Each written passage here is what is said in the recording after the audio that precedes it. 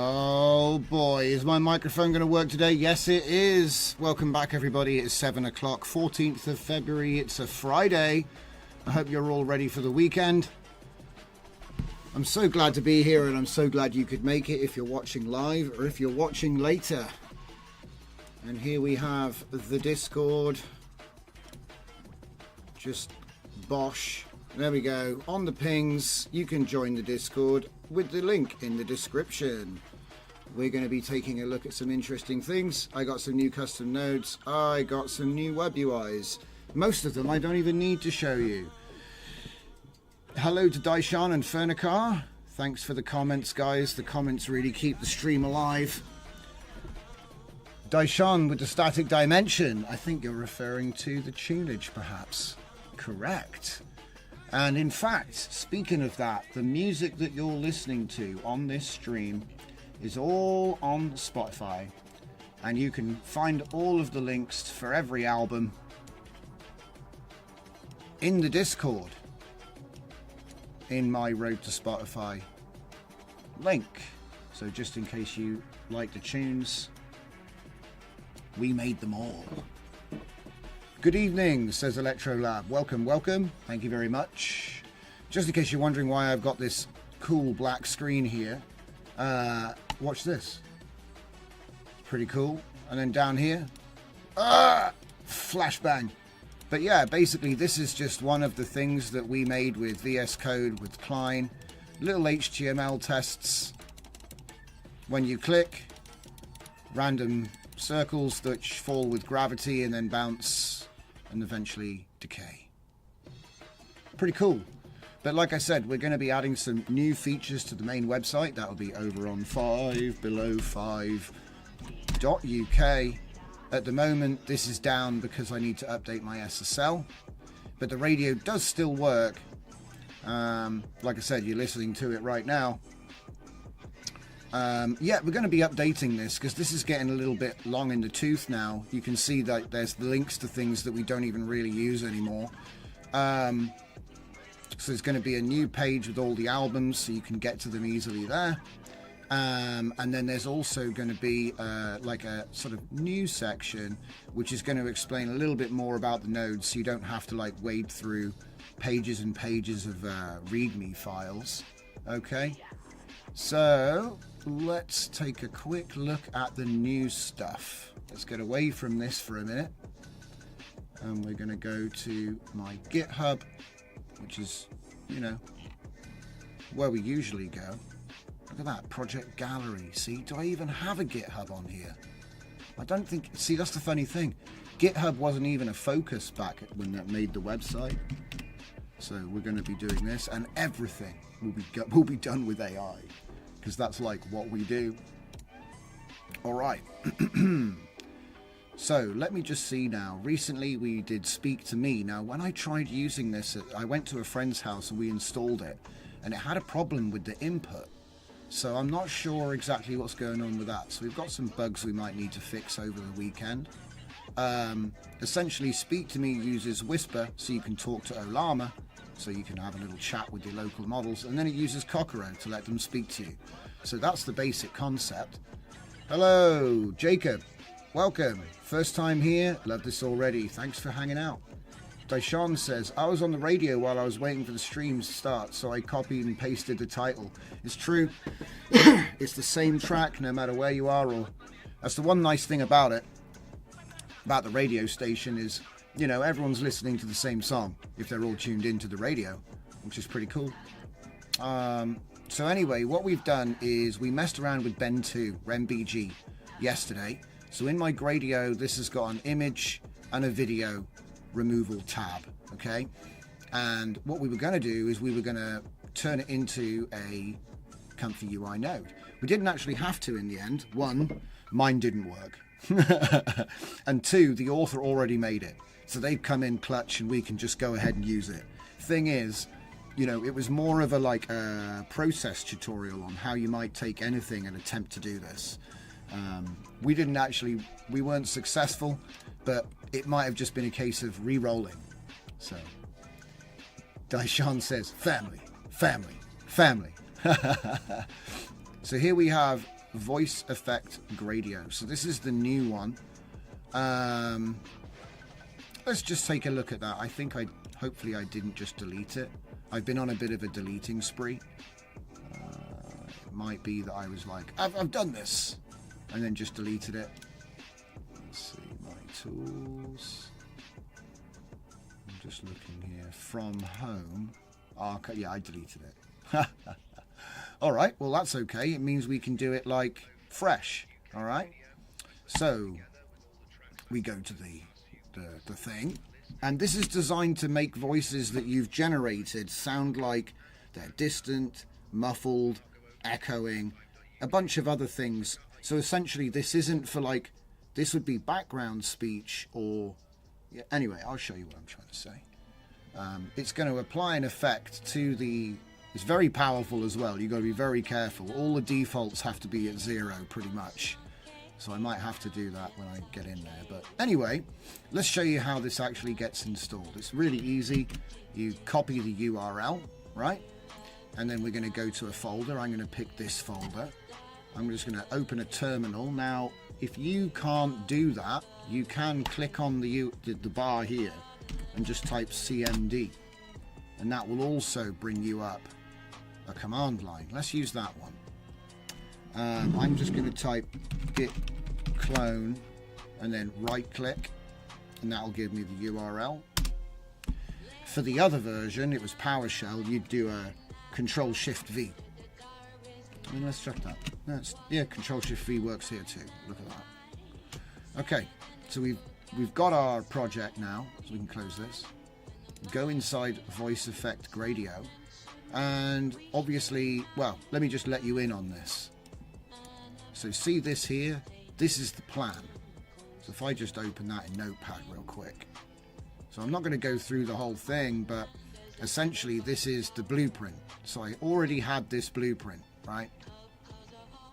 Okay. We got this blueprint from Claude 3.5 Sonnet. So I said to him, let me show you. I'll show you what I said. Voice cloning, voice changer. No, I think there's more. I want voice phonation. Oh, maybe it is that one. Yeah, it's this one. Oh wait, no, it's not. Hang on.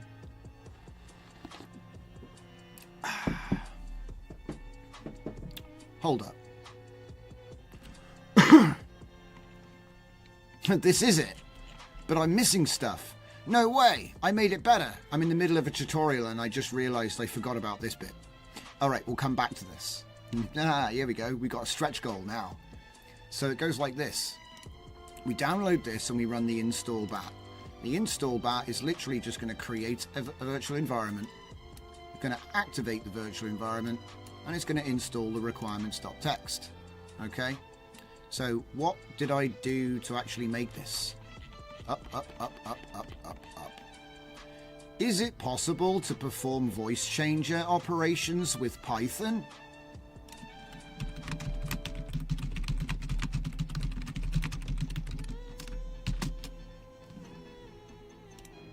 What do you think? Right? That's essentially what I asked him. I said, is it possible to learn this power? And he was like, yes, and wrote me the code. Okay? No secrets here, guys. Okay. So, and then what he said is you're going to need to use these libraries. So obviously these 3 files will go in my requirements.txt, okay? Now, if I said some additional voice changing, so here we go. He said you could add, right, this. So I literally copy pasted that straight back into him, okay? And now he's made an enhanced version, which does all of these things. So it does reverb, frequency, filter, vibrato, performance, echo, distortion, and then obviously we've got the save. And then here are the apply various effects. It's giving you an example, right? And this is essentially a blueprint. So it tells me exactly what to do. And as it turns out, we can make robot voice, monster voice. I didn't know about this. I'd completely forgotten about this. So we might be able to actually implement this as like a mode. You know, we could have none, and then we could have these. I don't know how. It looks like all you've got to do is just match the actual profile. Maybe we'll make a V2 that has a preset system, and we can turn this into external files. I think that's probably the best thing. So we'll try that, but we ain't there yet. So like I said, at this point what we've got is we've got blueprint scripts. So that's what this is, and I call it plan.py, yeah? And that's the first file that is created. The first file I start off with is my plan.py. The rest has been done with O3 Mini in VS Code with Climb, but I did it on a Chromebook, so no GPU, just using the API with like a dual core Celeron, right? And then what I've done is I've used a prompt. Now I think that prompt is on my, it might be, I might, because I have to do strange things on the Chromebook because it's got limited hard drive space. So the first thing I did was I used this, which I could get to quickly because I wanted to save the prompt to show you guys. So obviously this is the name of the script. Yes, why you can't quite see that. Let me just change this. I don't know why it's been formatted so strangely. Okay. So I said I want to create Gradio app.py, okay, to mirror the logic. Really important terminology for coding with this stuff. It's really good at transferring functionality from one code base to another if you use these words. They're very powerful. So mirror the logic from my script, which is the one we've just been talking about that I made with Claude, etc. Hang on a minute, voice change.py. Nah. We changed it to like /app.py. Okay, this is a copy paste. So I slightly changed this when I use it. So that's now fine. In fact, no, it would be plan.py, wouldn't it? Yeah, my bad. Plan.py. Yeah. I don't want to confuse things too much here. So it will provide input audio, upload or recording as the input, and provide audio preview and save the output WAV file. Test WAV is our input audio, and that was referring to the script itself. So I might actually have to change that. So let me show you. It goes input WAV. Yeah, input WAV. So actually I would change that to input.wav is our input audio. Okay. I think I also added an extra line which was like modified voice is the output value, because like I said, this is like a prompt template I used a bunch of times. So I'd say that this is the output audio that will be be handled by Gradio and saved. Okay, whatever. So we will need a requirements.txt for pip install. So it's going to create a requirements.txt. It's going to look at the script and it's going to add everything it thinks I need to that. We will need an install bat which creates a VNV, activates VNV, use pip install with requirements to install the dependencies. So this is all this is user stuff so that you can easily install it, add it to other apps, and then if you just want to literally go install and run, it makes it's just a bit of user friendly. It's just user friendliness, because you could obviously do all of these things manually, right? You could activate.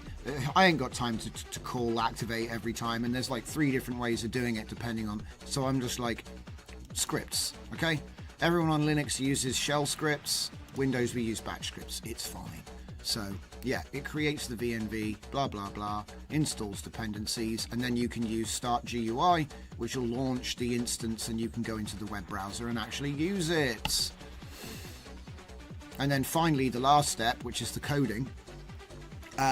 Create the Gradio app.py to mirror the logic inside plan.py, expose any relevant parameters for user configuration. All right, so if there's like a true false statement or something, it'll make that into a button. All right. It's just occurred to me that we may as well run the install while we're talking about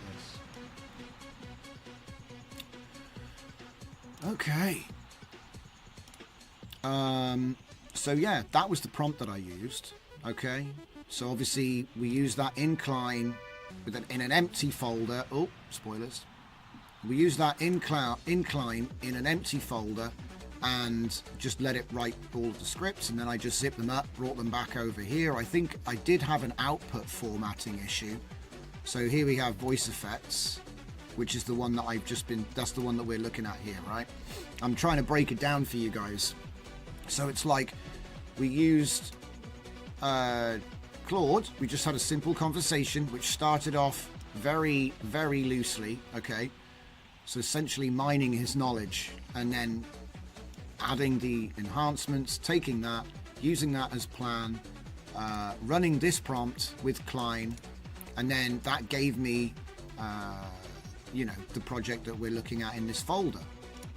This one, okay? So there's the install, there's the app, there's the plan. Obviously, I told him to make me a README once it all works. There's the requirements, and there's your start GUI. So this might take a minute to complete. Okay.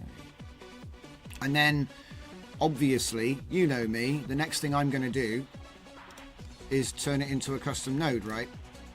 That's the whole game plan. If I can go to where I'm trying to go to, that'd be great. Repos, that's what I meant. I clicked on the wrong thing. So, apparently I've updated Kokoro TTS today, and I don't remember why. Oh, I think I did a merge, maybe. I think maybe somebody offered a merge, or it's like the registration automation. Yeah. So anyway, I added it to DJZ nodes. I also found a bug. Somehow, at some point, one of the LLMs that I've been using to update my index, I don't know what happened to it, but I guess he ran out of juice because he cut off, the bottom was missing. So it cut off everything after here. So it got to like line 399 and gave up. And it saved it, which meant that I lost what was at the bottom. And that's the first time in the 2 months that we've been doing this for everything this year. Like, we've been doing this for everything since Christmas. And this is the first time it's actually done that. So, yeah, it actually managed to wipe out the bottom of my thing. So I've got to I've rebuilt it, and I've got to re-add the example links for these nodes. But it's not a big deal. I haven't really lost any data. I just lost a little bit of text from the bottom of this workflow. And I think it might be because I was working with Claude before, and now I'm working with O3 Mini. And I noticed there's actually an O3 Mini High. We did check it out. And I haven't really used it much. So plan act, change it over to Mini High. Apparently it's got a slightly larger, like 40% larger token limit. Oh, it's still not changed. Mini High. Yeah, Mini High. So we're going to have that. We'll give that a go from today. But yeah, I got a feeling that it cut off somewhere at some point. Daishan is asking me, have you heard of knowledge graph database related to music? No, I haven't. I haven't heard of knowledge graphs related to music. No, I heard of knowledge graphs and I've heard of music, but not in the same context. No. Fernicar says, perhaps you'll create a script for that instead of using an LLM to do such a long list. Yeah, to be honest, I was being lazy, and I think that the problem is that it's really long now. Do you know what I mean? There's over 100 in the list. Where is it? There's over 100 nodes now, so it's my fault really, because it has to pass so much. But it's good though, because it shows the weakness. It should be able to pass through without writing any tokens. So then why is there a limit? You know what I mean? Or like break it up. But then again, maybe that's my fault. Maybe I should tell it to break it up. So, but again, unless you have like a really long list of files, and you've got to think as well, imagine if he's actually reading every single one. I'm pretty sure he isn't. Because he'd run out of context length pretty fast. Right, so it looks like that install's finished. So that means we're ready to run. So yeah, I was just going to say I've added the new nodes to the, I don't know where they are. They're somewhere in this list. But I've added the new nodes to the, so the thing that we're about to look at. This lovely web UI I've made. This is going to be, right, so check that out. Look at all that. Now, if I'm being honest, if I just, excuse me, if I just minimize everything, it's still going to crazily change it. It's way strong, okay? So let's just put in some audio of yours truly.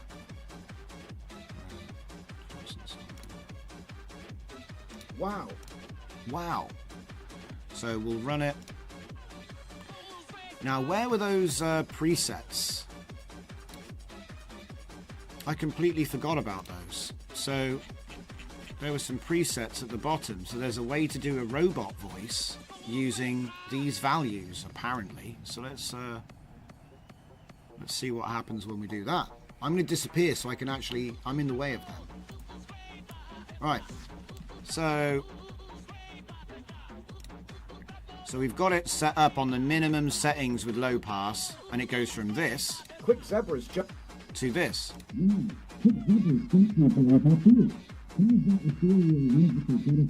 So make that quieter, and this minimum, that's going to do, like, you know, a voice coming from a different room. Do you know what I mean? There's all kinds of different things you can achieve by putting different sliders in. So like I said, and I think you've got all these values in the node in Comfy as well. Let me get a picture of it up on the screen real quick. So you can see that. Yeah, here we go. So the node itself looks like that. So you've got all the same, you know what I mean? All the same things are in the node. All right. And what I'm thinking is maybe V2 has presets. So instead of exposing all of it, we have this idea instead. And then we do it as JSON files. So then anybody can make the JSON files and then put them in the folder and then pick them from the list. You know, we've done it before with other things. So I'm thinking it might work. But I've not tried these because I never even saw them. So I don't know if this is like... I think you're not supposed to apply every single effect, guys. I think you're only supposed to do these ones, you know. So I think this isn't going to work in the way it currently is. But I'll give it a go. So filter cutoff is 2000 on band pass. Let's just type it in. It's not going to work because there's all this other stuff going on, but I'm going to give it my best shot. So where's vibrato? Vibrato depth. I've got 0.1. Wait. 0.1. But where's the vibrato freak? There it is. It's right there. With the vibrato freak. That was an interesting little cut off there. So formant shift 1.5. Like that. Is that everything? I think that's everything. The trouble is, look, the echo, delay, and all this stuff is stuck on. I can't go less than, because I'm an idiot. Hang on a minute. Can we edit it? Can we just edit the... No, I'd have to edit the thing, and yeah. Anyway, let's just do it. So, muffled. Oh my god. Yeah. It doesn't work because it's trying to do all these other things. So what I'll probably do, like I said, is I'll make a V2 version which will look for a JSON file, which will essentially, or a Python file. It probably is easier just to use a Python file with like a different extension or something. And so essentially all you have to do is pick the effects you want, put them in the file, name it, and then it will appear on the menu as a preset, and then you don't have to adjust everything. It'll be what you set, so you can like cook them in. Because obviously it'll always have the input, it'll always have the output. So that means that you only really have to worry about the bit in the middle. But yeah, as I said, at the moment it's using everything. which isn't great. But yeah, if I just do a couple of random bits here and make it like hopefully not too crazy. Let's put this back down again. Try that again. No. Right, which one is it that's making it go nuts? There's one of them in here. Is it the vibrato? Turn that off. Ah, there we go. Yeah. Oh my god, it's a broken radio. That's great.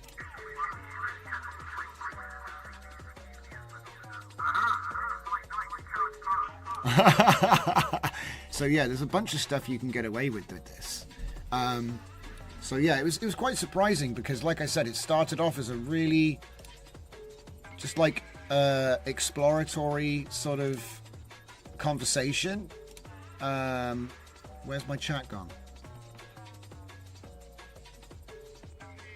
Anyway, I think I tried to show you the chat where it was like, is it that one, voice changer? I think it was just that one. Yeah, I said literally, I've just said, is it possible to learn this power, right?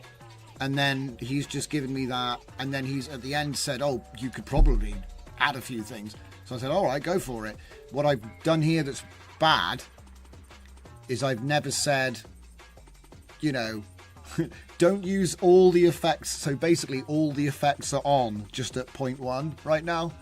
And I think the best way to do is to change it in the actual Gradio. But that's okay, because like I said, what I'm here is I'm trying to get to this bit.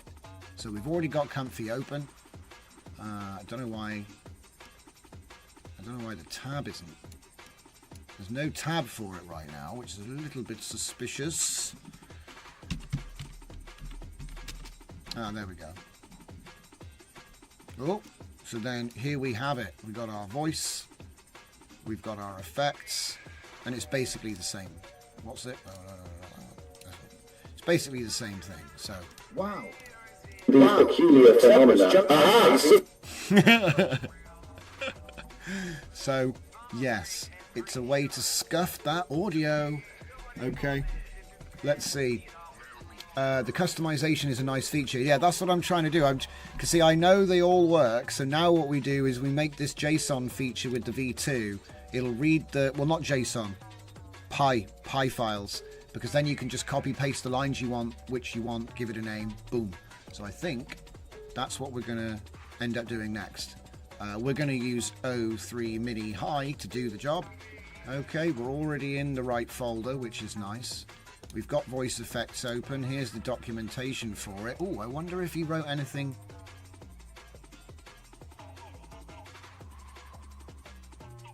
Sometimes they add like a bunch of advice at the bottom, like you could try using this and this, because the AI documentation is actually stunning.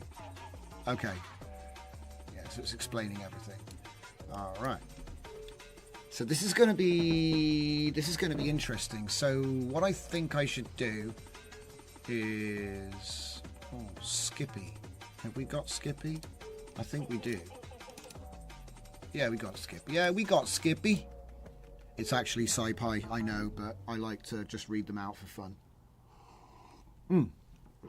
So we're going to take this and we're going to make a new file. And this is hard. See, the reason I'm doing this as well, because look, it's just getting ridiculous. This is a ridiculously huge repo at this point.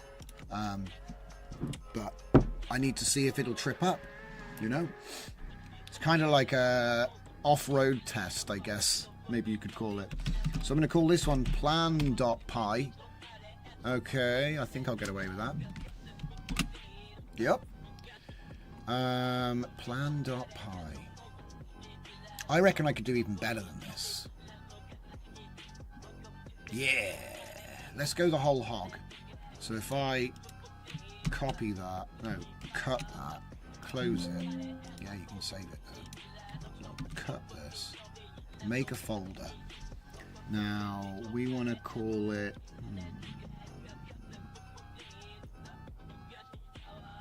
I mean, I may as well just call it what it is, right? Voice effects. Just call it what it is. And then inside there we put our plan. And what I'm thinking is And we're going to call this one robot. We're going to call this one monster. And we're going to call this one... Wait, what? Have I got them all selected and it keeps renaming them all? I don't know. I don't know. We'll call this one Ethereal.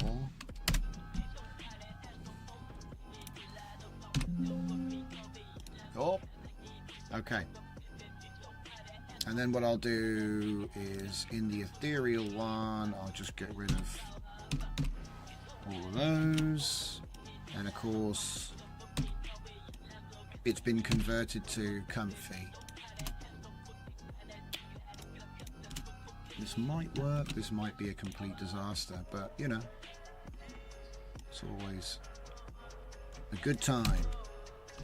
So we're going to go like that. We've also got something else to show off in Comfy UI today. I got a new custom node out, but we're going to do that after we've had a little bit of a spin on this one.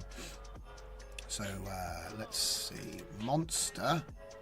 Hang on, we've messed up, haven't we? No, we haven't. It's fine.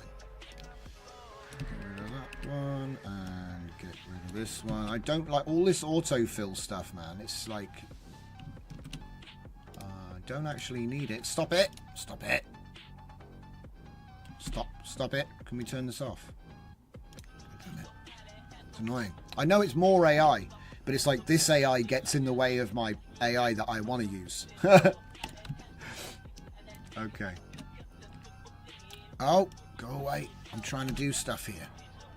I bet traditional coders are going to be like, all this AI stuff, how do you turn it off? It keeps popping up and trying to autofill and stuff. I don't want it to do that. Okay. So we've got voice effects. Let's close the README for now. And the index.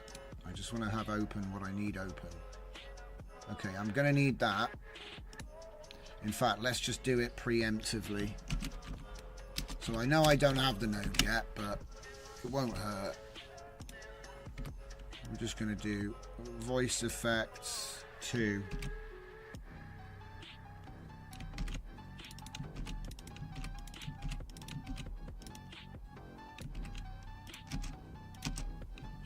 Like that. Okay. So we have our main voice effects node.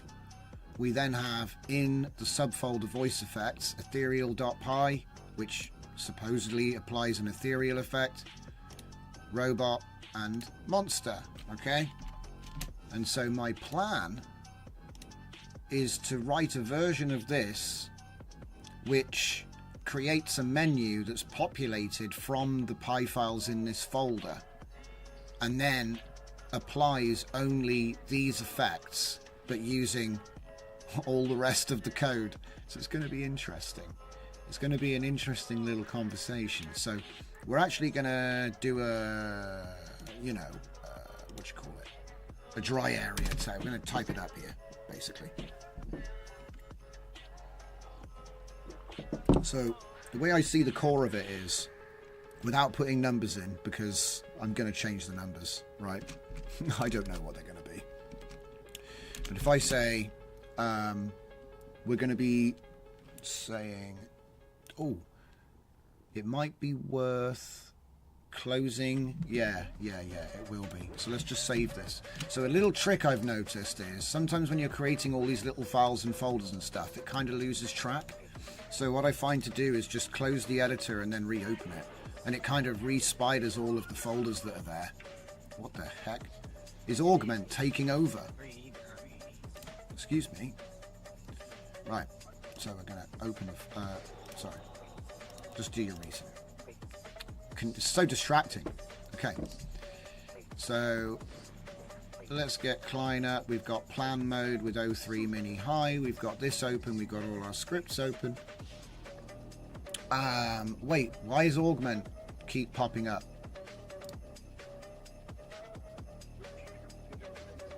I haven't even used it yet. Stop trying to take over. It keeps stream bombing. Right. I'm going to say this about it now. It's like a Klein. Okay? Augment is like a Klein, but it has some new stuff. I haven't used it much yet, but there is a free account, but there are also paid accounts. So I think you can see where this is all going. We're going to start seeing Climb clones, which offer unique bits and pieces for money. So just, you know, that's what it is. So let me just catch up with the comments real quick. Oh my God, you guys are having a great time. Will I ever manage to catch up? Hang on. Daishan is saying, I say this because of the email. I probably said that ages ago. You just are talking to each other. Let me just scan through this. So thank you very much, Tigrail, for the nice words. Let's see, Fernicar, try to probably keep the customization sliders. Disable it by changing to a different tab named Profiles with the scripts. Yeah, that would be that would be the that would be doing it in Gradio, wouldn't it? Daishan, I have a question. I have an idea worth at least $1 million that's morally grey. Are you up for it? Ha ha ha ha. Just a philosophical exercise. Although I really had the idea, I would never let it leave my head. The world is better if all those shadows stay in the abyss. Shadows on the walls, guys. You've got to be careful with that monkey paw. Some of that's what can happen if you're not careful. You got to be careful. Copilot down arrow. Copilot down arrow. Configure code completions disable for Python. Wait, what? See, Fernicar's coming in. Wait, down arrow? I don't even know what you mean by that. Copilot down arrow? What's a copilot down arrow?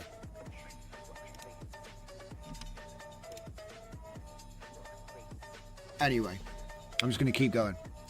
Ty Grail says, now I know what all this AI is thinking about when nobody is actively asking it stuff. No, I wonder. Well, thankfully, nothing. If you don't ask it anything, it's not thinking anything, mate. That's an easy answer. They're not running all the time. They run on request, inference. So, thankfully, it's not thinking anything until you tell it to. Until somebody tells it to. Daishan, no intelligence works without a prior question, even the human one. True.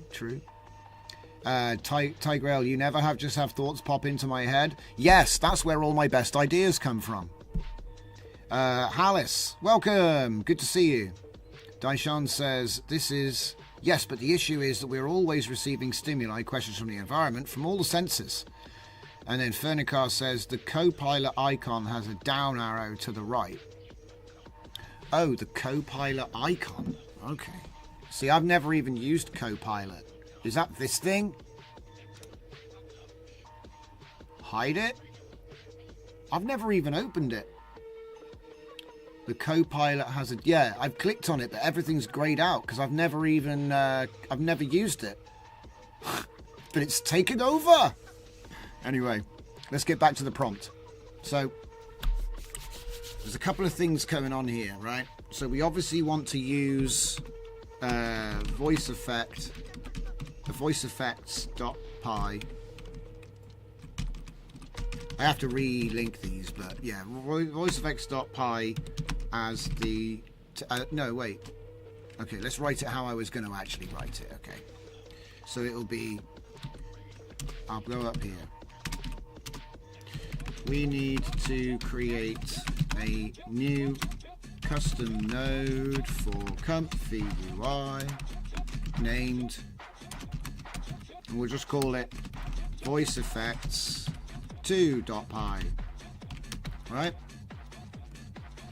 Which will be directly based on voice effects .py. Okay, so you know I want to make the first one based on the second one, right? Yeah. Okay. So then I'll just start a new line, or start a new line. We will enhance the new version by adding functionality and altering its behavior. Behaviors. Okay. And then we'll do the bullet point listing. So inside, and it's going to be voice effects / folder. There are many effects modules, yeah, which will be used to select which effects are being used. So only the effects listed will be used. Okay. A menu of presets will be populated using the file names from the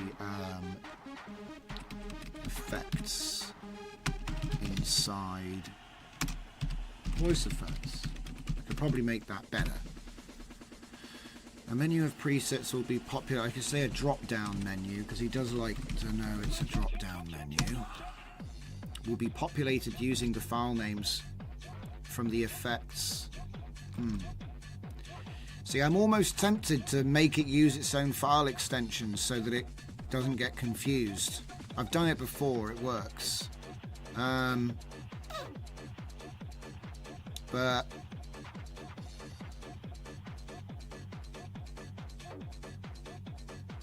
I could just use PVE or something like Python voice effect. I don't know. It doesn't even matter, do you know what I mean? But it might help him to stay on track here. A drop-down menu of presets will be populated using file names from...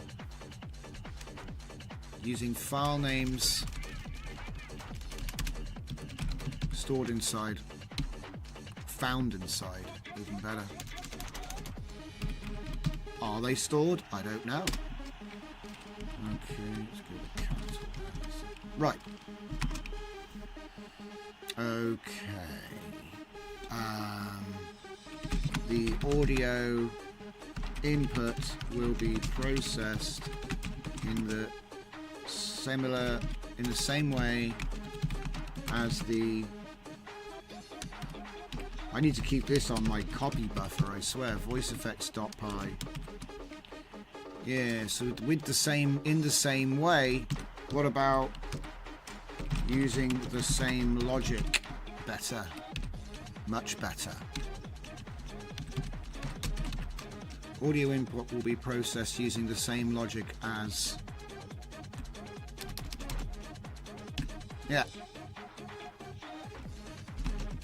However, only using the effects listed inside the user chosen preset. I'll say effect underscore preset. Drop down list of effect underscore preset.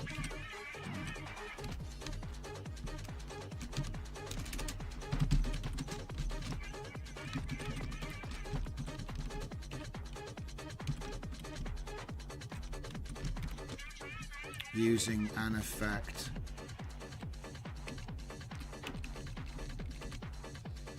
Only using effects listed inside the chosen effect preset. I need to word this better. However, yeah, that's correct though, actually. And the output, yeah, we'll say the audio input, say, and output will be processed using the same. Yeah, that's better. Much better. Okay. However, not however.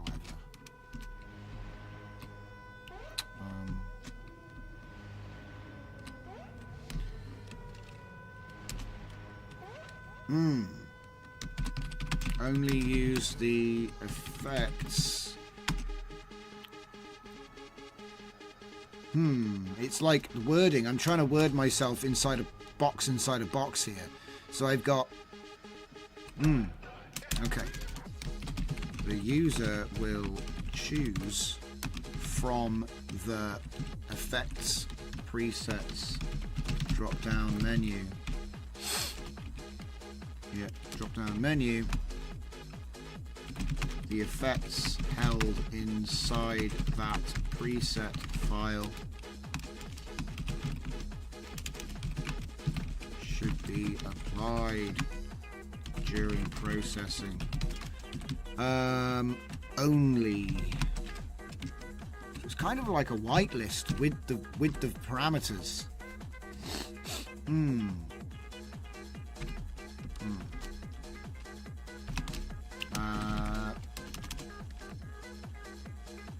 Yeah, so that means this version only requires the drop down list.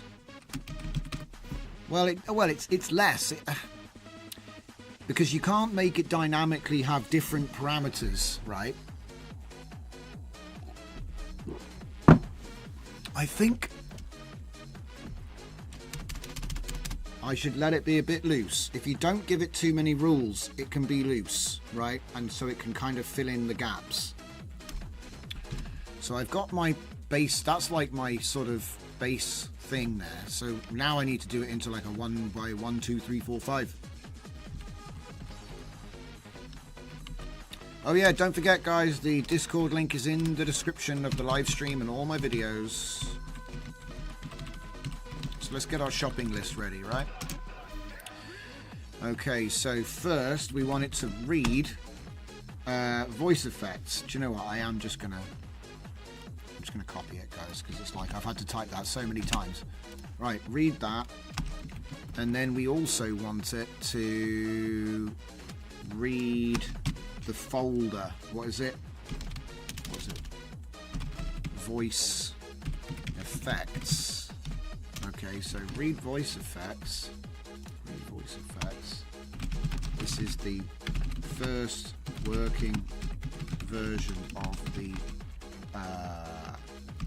voice effect custom node, right? And then the next one, read voice effects. This is the folder which will contain user created voice effects.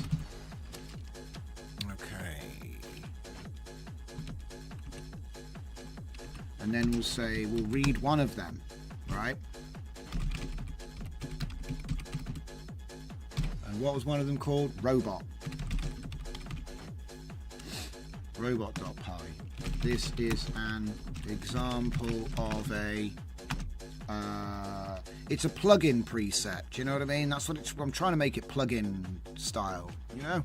This is an example of a voice effect preset. Only these effects should be applied in processing. Okay. And now we do create voice effects to, I put it in quotes, by the way. Sometimes if you put file names in quotes, even if you can't, you know, because the file doesn't exist yet, you can't link it.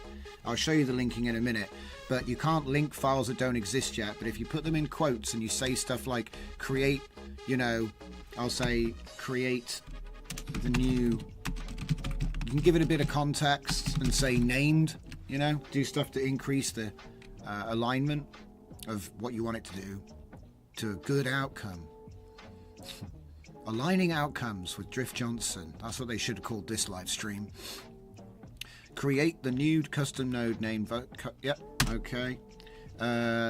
Which will mirror the logic used in. There's that file again.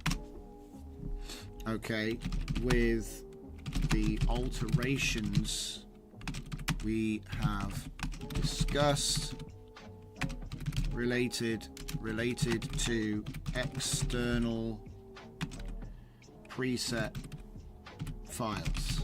Okay. And I might be able to break that last part up a little bit more. It is getting close to coffee o'clock. You're right. This one's... Last gulp was iced, guys. It's trendy now, you know. They sell you cold coffee. Did you know that? They sell you cold coffee as... Anyway. Damn clouds. Right. Create the new custom node, which will mirror the logic used in this. Okay.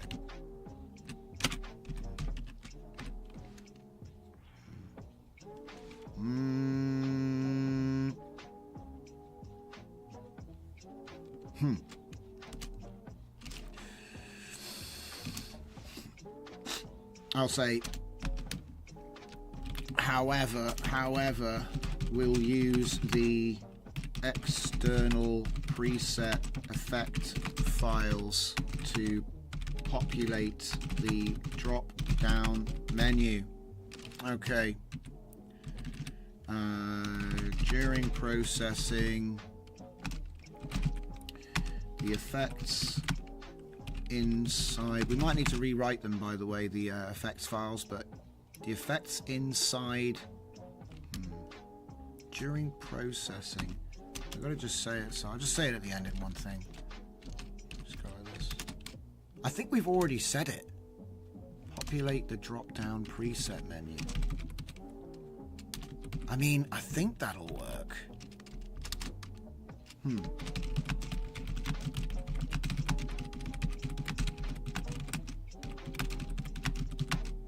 As to be used as whitelist. Yeah. The whitelist to select specific effects and not use unselected effects during processing.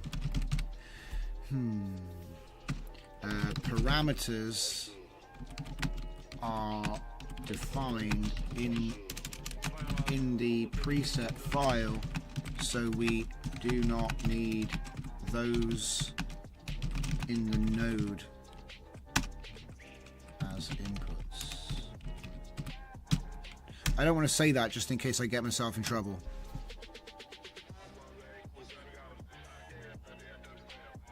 Okay, so we're essentially trying to make a multi-effect node with then like an effects whitelist plugin system is essentially what we're going for here. So now I've written out my prompt. Obviously I'll have to read it back one more time. But yeah, we've got the relevant files open, everything's set up. So now we're going to bump in here, paste it in, go to the top, and then we just have to start this process. So obviously this file doesn't exist yet, but this one does. So that would be at voice effects.py. Okay. And then this one would be inside the voice effects folder, sorry. So you can link folders as well. Okay, drop down menu that will be found inside here. So at voice, and this makes a big difference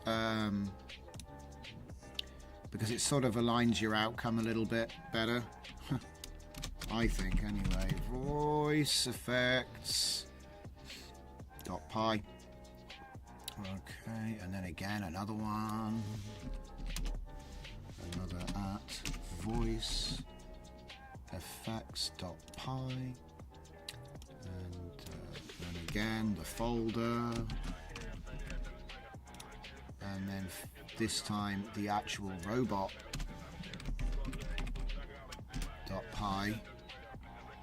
And then that one doesn't exist yet, so then it's just this one, that voice. And the reason I did it in Notepad first wasn't just so you guys could see it a little bit, but how to, you know, because it is kind of hard to read sometimes. But it's I hate pushing enter by accident. I hate pushing enter by accident and then you know what I mean? Oh, now I'm going to set it all up again. So I hate that. So I'm like, because, you know, you're having to press enter a lot to link all these things in.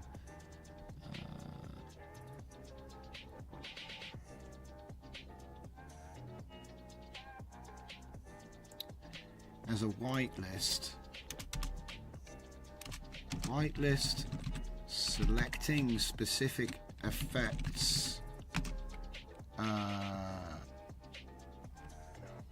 we will use, and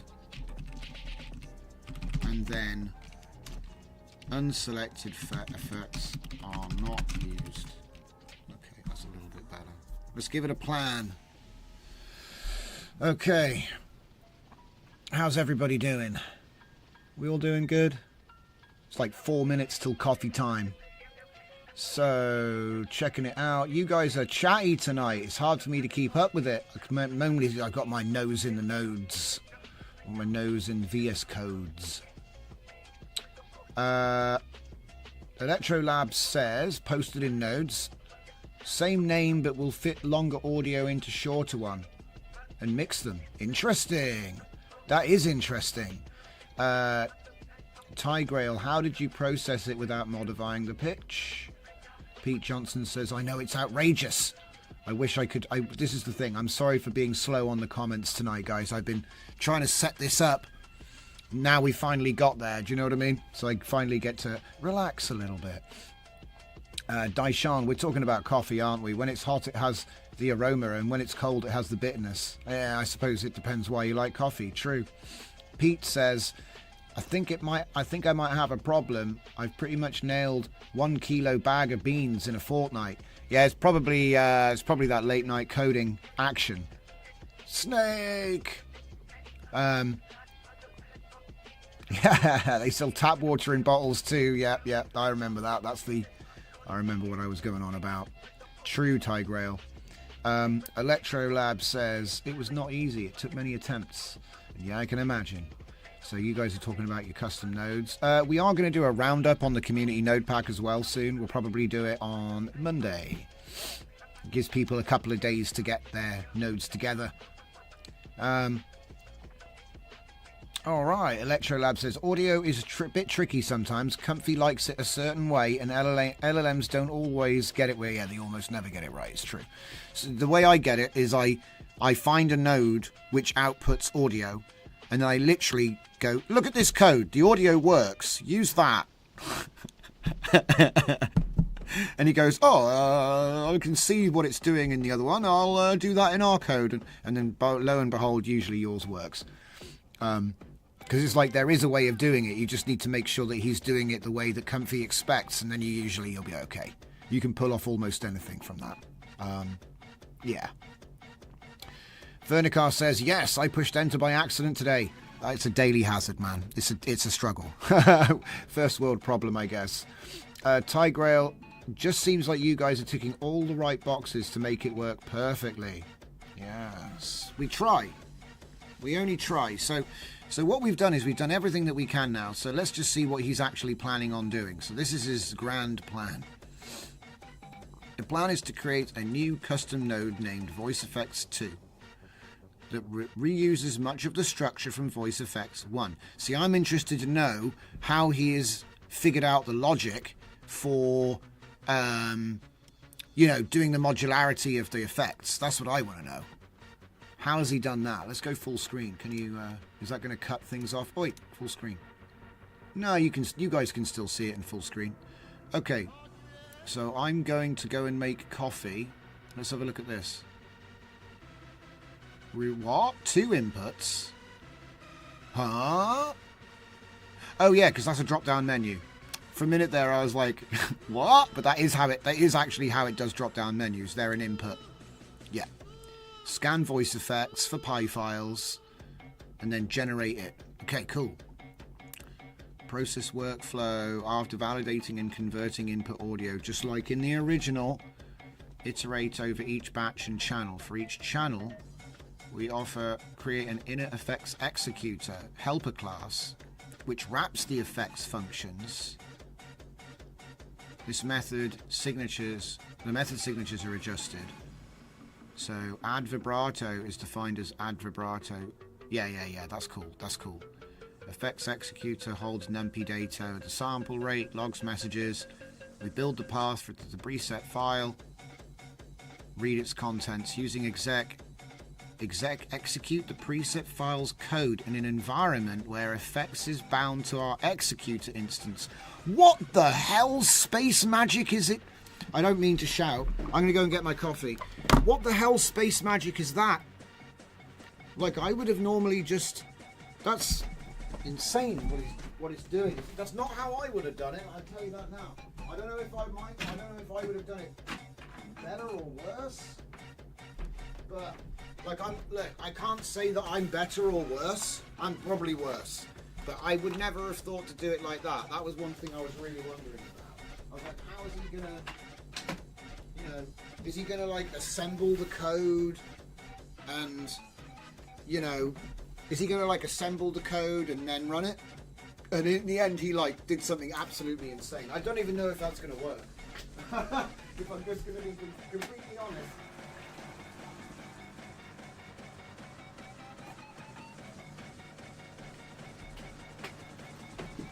I've been wrong before though. Do you know what I mean? There's been many times when I've looked at the code and gone, that ain't going to run, and it runs. So that's really smart, because obviously if you look at Ethereal, it's just 3 effects lines. That's all it is. So it's almost like he has to know, I need to run the first half of voice effects, leave a gap to be filled in by this, and then run the rest of it, if you see what I'm trying to say, right? He needs to it's kind of a hard exercise to figure out. But yeah, so we execute the preset files code, which does that, and then when that runs, the executor's data attribute is updated. What?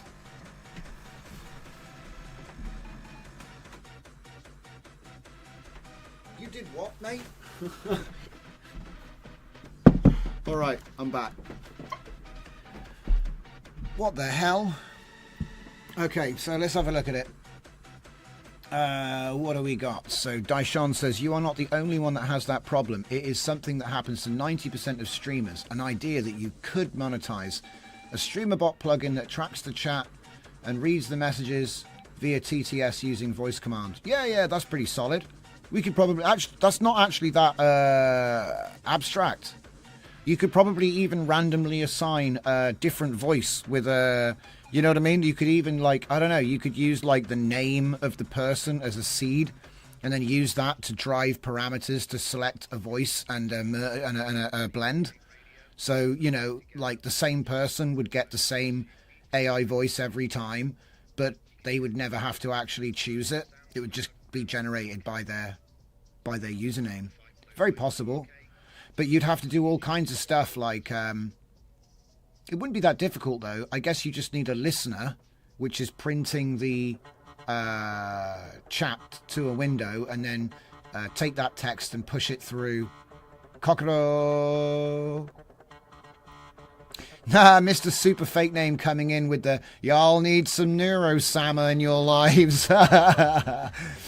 Oh, man. VTubers. Hey, man. I ain't got nothing against ping files. I got loads of ping files. Right, so what did I miss? Streamerbot, yep. Tigrail says, I've seen something similar working, but sometimes it's very distracting to the streamer. Yeah, it's true. Sometimes you have to actually control them a little bit. The way I see it is, if I just did this more, what's up? So yeah. We are 1 hour in. Thank you all for sticking with me. What I essentially am doing right now is doing some silly stuff to try and melt Comfy just a little bit. But we're doing it all with O3 Mini High. And if it works, if we pull this off, we'll end up with a modular voice effects system which you can have reproducible, portable, shareable effects. So yeah. Let's get on with it. That's enough yapping. Now we get more. So for each channel, blah, blah, blah, blah, blah. We've already talked about all of this. It's going to do the actual effects for the robot mode. Okay, so perform normalization, convert numpy back into torch so they actually can work. Yeah, this is good. This looks good. Let's give it a blast.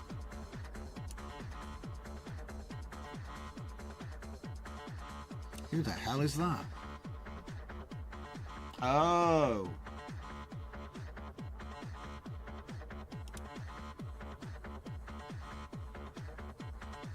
No big deal.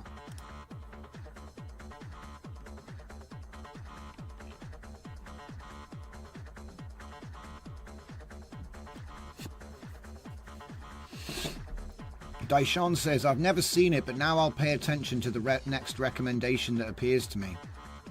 The next recommendation, I recommend Police Squad. But it's got nothing to do with AI. I just think it's a cool show. A bit old now. But then it was a parody of old cop shows anyway. Do you know what I mean? When it came out, it was already a parody of old shows like it. So, people are like, it looks a bit old. It's like, yeah.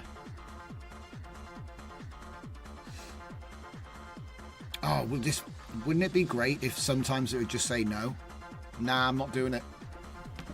That would be proof of intelligence to me. Yeah, I think you're right, Ty Grail. I think it is just passing the effects as parameters, yeah. I just wanted to know how it was going to do it. It interests me, the solution that it used, you know? I was like, is it going to, like, take the code and run it in the middle? Or, and in the end, it just read it and took the value, I guess. The interesting thing will be, do we actually only get those effects and not all of them? Like, what happens when I load a different effect? Will it turn out it can only use robot mode? Do you know what I mean? Because there's lots of ways where if it I don't know why it's doing this two-way thing here. It never does that. All right, let's have a look. Oh wait, is he still writing? Sometimes he'll keep writing for ages. Voice effects folder, preset chosen, la da da da do.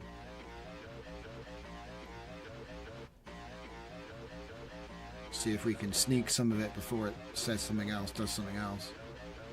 Audio effects processors, yeah. And then we have an effects executor. That's what it talked about.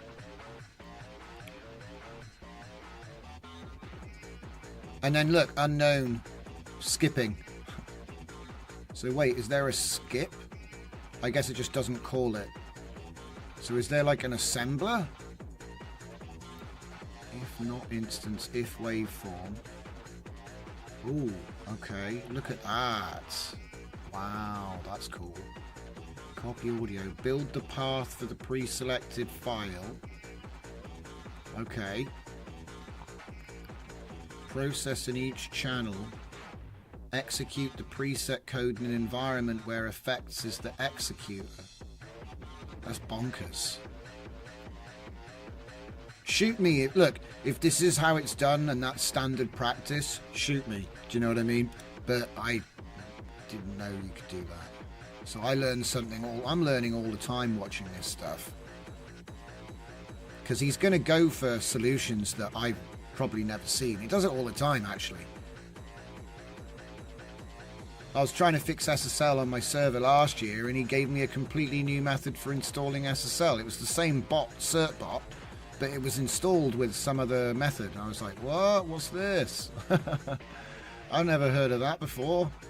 So yeah, it's actually kind of cool because you can't possibly know everything. And if we have these machines that do, it means that you kind of have a one connection. You know, you have one point of contact to everything. I don't know.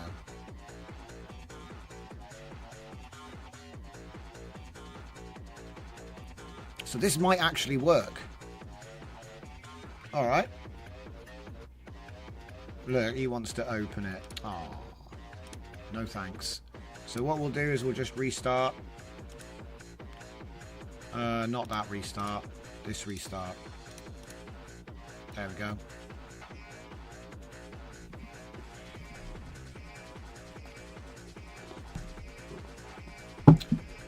Deshaun, comically, Nero-sama started appearing to me when I started talking to my stepfather about creating a Plato VTuber.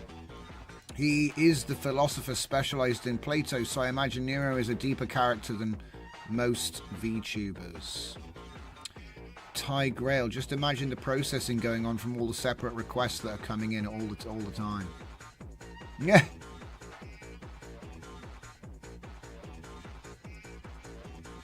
Yeah, it's true.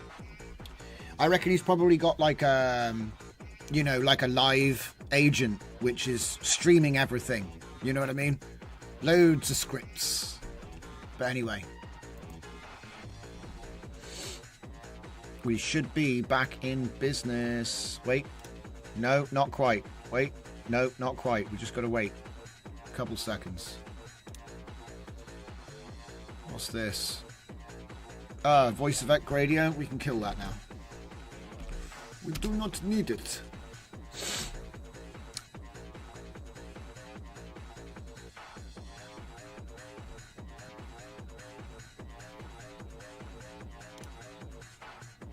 Ryan on the inside. What a legend. Cool guy. Never met him, but seems like a cool guy.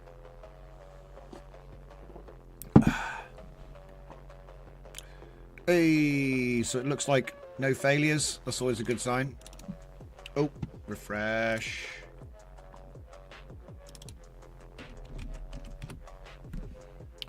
Voice effect 2. Oh, look, it's looking pretty good.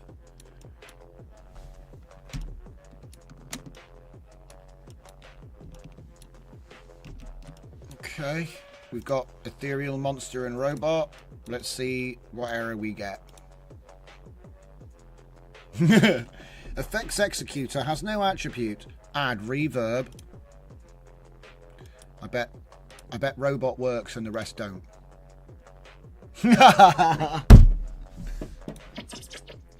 It sounds like crap. It sounds like crap.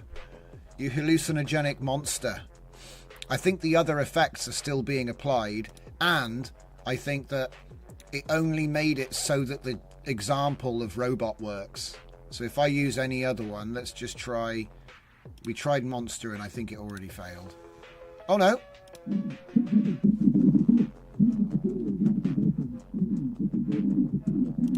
Well, it does kind. Okay, hang on. It's just ethereal that broke then? Yeah, okay. So I think it's just that it's just ethereal. Alright, fine. So I will tell him then. That's legit. The rest of them actually did work. Just need to tweak them a bit probably. So we'll go to the planning phase and I'll say this is working except when we use the ethereal preset and we receive this error. Oh no, not errors. Error. Oh, see, everything actually work. It's all doing everything correctly actually. And then it's okay. It seems like... Is it because there's no reverb in this script somehow? There's no. I bet there's no... Wait, distortion, echo, formant, vibrato, frequency. No, there's a reverb right there. So I'm a bit confused about that.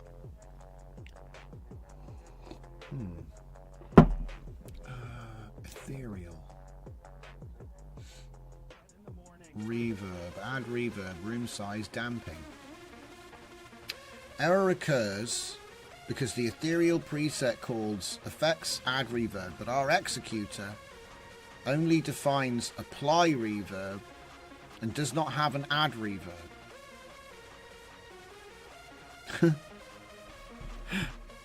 What? He's going to create one, guys. Don't worry. There's a Jesus 24/7 YouTuber, VTuber. That's actually pretty funny. I bet he gets loads of views. All he has to do is read the Bible out. It's a pretty cool gig. Ty Grail. Yeah. Oh, wait. No, I already read that. Oh, wait. No. Ty Grail. Check the code on the ethereal preset. It might have gotten hosed by all the automatic stuff it was trying to do. Yeah, I think that's what's happened. So everything else is like add echo. Oh. Stand back. Get your hands out the wheel. Have you ever got the feeling like you tried to go in and change something and then the AI just suddenly kicked into action and you feel like you got your fingers stuck in the chain? You're like, whoa! Hands off. Hands off. The Jesus one is pretty good. Oh, man. Do you know what? Making figures from history is actually a solid idea because it's all public domain. It's all public domain. The older he is, you know, having something like Plato is a pretty good idea, actually. See, I would actually add something to it. I would add something to that format for you. The funniest anime concept I ever saw, and this is a real show, or at least it's a manga. I think they animated it. I never watched it, but it's the funniest idea ever. So it was like a bromance, but not like romantic. It was like, you know, like two guys hanging out in their apartment, okay? But it was Jesus and Buddha, and they were living in Tokyo, I think, in an apartment. And I was like, the concept, like, you got Jesus and Buddha living, you know, sharing a flat in Tokyo. I was like, this is. I didn't read it. Like, I got it on my list of like, oh, this sounds pretty funny. Because I bet it's all about the conversation. I bet it's all about the writing. But I would say if you've got two AIs, you could have them talk to each other. And they could be doing that for hours. They could be doing that for forever. You know? It's like simulate two people and have them have a fake conversation about something. You know? So it's a little bit more than just random. It's got like a bit more focus to it. You know? Like you could have figures, you know, like the Rap Battle website. You could have like the Rap Battle website, but extended so that the characters can interact beyond just singing, you know. Anyway, get carried away.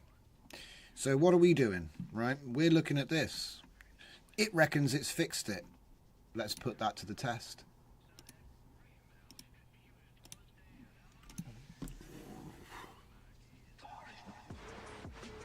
Okay. And then we wait. Shouldn't be long. And then as soon as we've got this one out the way, I got something else to show you guys, which will be fun. So.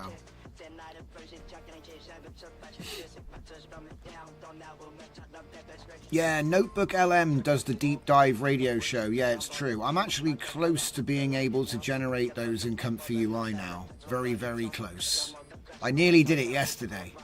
But it's still very much a work in progress. The idea is to use Olama, local LM, essentially, and then pass the output. The problem is that the output can be unpredictable, and so I'm coming up with solutions for that. Do I have that workflow? No, it's gone. She gone. Okay. So let's check robot works. I mean, yeah, sure. It's a robot now. Monster.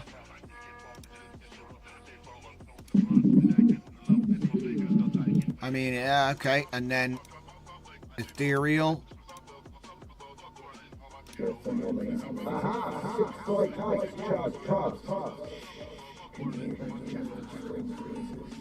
That's actually pretty ethereal, guys. I'm not gonna lie. This actually has come out pretty good. Look, look. The robot just sounds like freaking R2-D2 or something. The monster just sounds like a demon at the bottom of a bucket, right? But ethereal actually does sound like some kind of alien computer thing.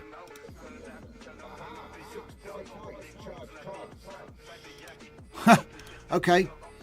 Yeah, so I think that what we've ended up with is we've actually ended up with a system. It works, it works. So then all you have to do is write the lines you want. So, what's the icing on the cake?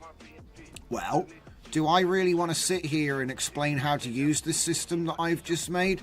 Hell no, we're going to get him to do it, right? So we're going to ditch this convo, right? And I'm going to say, this is going to be fun. So we're going to plan it first, because this one does require a little bit of finesse. But essentially, I've got like a template that I use for this job.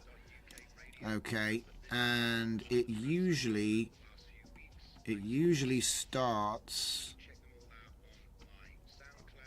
Yeah, it usually starts with something like this. Okay, but I'm going to have to add a bit to this one, because this one's kind of special. So we've chucked that in. It says, I have a lot of custom nodes in this folder. One of them needs a README format document. So I'm going to say the name of it, which is Voice Effects 2. To communicate to the user what the node is and what it does, taking care to explain the functions and how to use each parameter that is in this node. I want you to write out one README named after the custom node you are explaining. Okay. Now, this is the extra bit.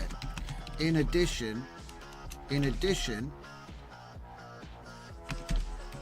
create a second readme.md using the file name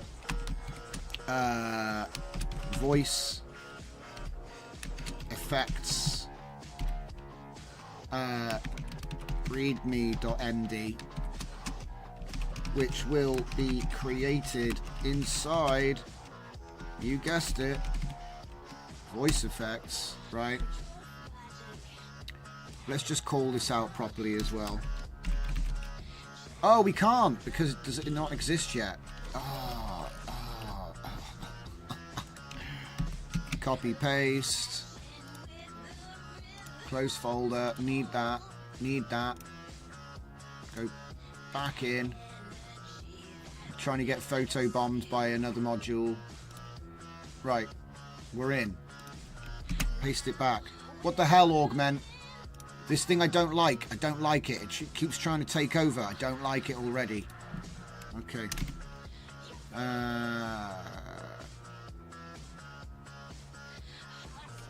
There it is. Voice Effects 2. Write out one README, second README, called this, put it in this folder.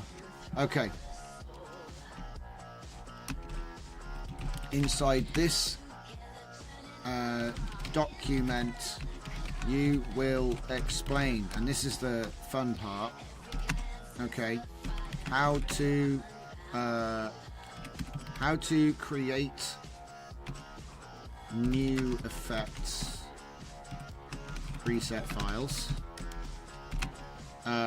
list all the available effects and parameters I think that's pretty much it, actually. Let's try that.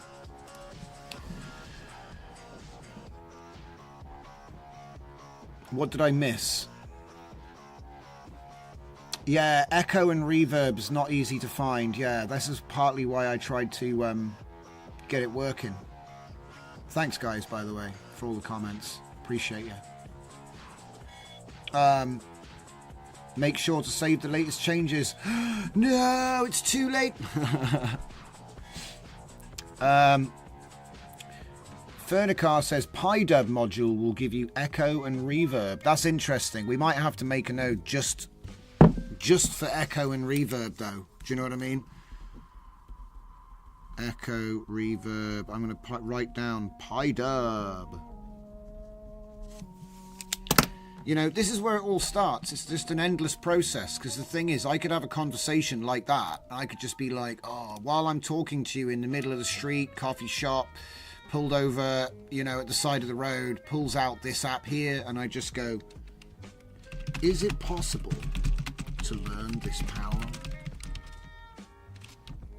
Yeah.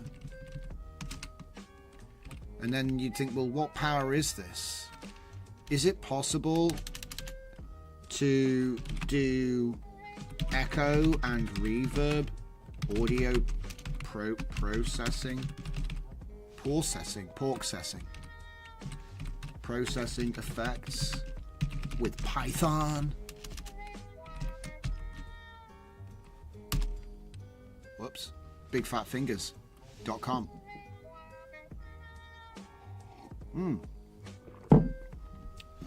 So it's going to use Librosa. And audio effects, a dedicated library for audio effects processing, and pedalboard, Spotify's effects library. Damn! This is what it's telling me to, you know. I've never heard of audio effects. I have never heard of audio effects before. Please implement this so I can learn more about its features. I should say secrets.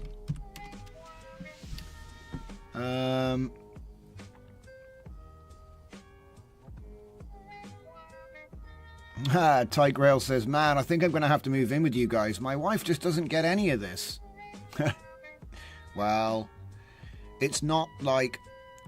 I keep trying to tell people, everyone thinks AI is here, and it is, but it's still being born. It's not even fully out yet.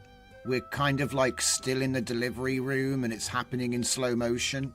No one even knows what the baby looks like yet, if that makes sense. We know it's got limbs. Anyway. I should have said learn. Yes, you're right, Electrolab. I messed up. I think I'll get away with it, though. See, it corrects for my simian problems. It corrects for my monkey deficiency, where I keep pressing buttons wrong.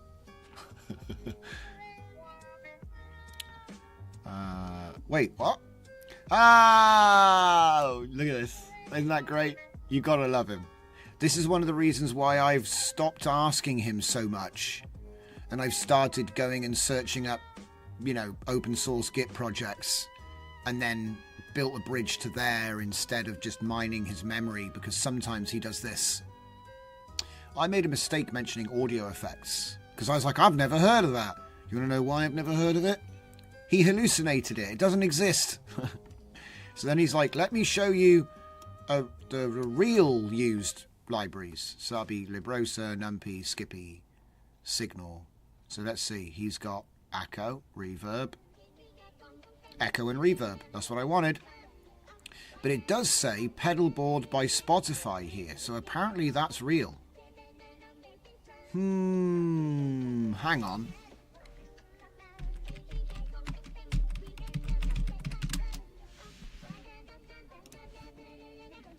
It checks out, guys. It is actually Spotify's thing, and it comes with chorus, distortion, phaser, clipping, compressor, gain, limiter. Wow. Oh boy, it's even got MP3 compressor, bit crush. Damn. Is there anything else you need? Wait, supports VST3? Wait a minute. So we could put VST3 effects into a folder and just load them up? No, surely not.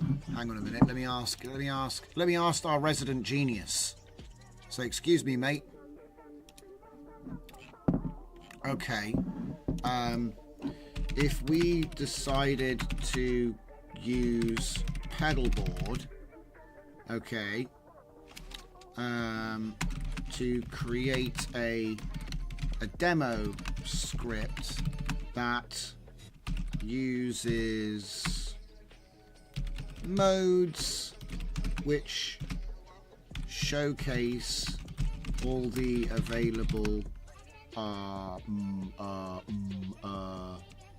functions. How about that?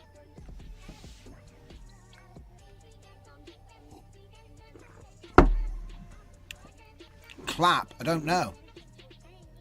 Look at all that. What the hell, dude? That's a lot of stuff. I think we just stumbled on something. that makes everything else I was making irrelevant, you know? Let's have a look.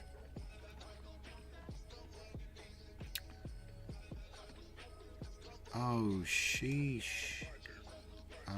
Right. Okay, well, we may as well... So that is the Pedalboard's demo. Alright. So let's make it better. So right now, Pedalboard sound file numpy. I don't know if this even works. Is this real? I can't believe it. I can't believe that so many are all in one thing. Hang on.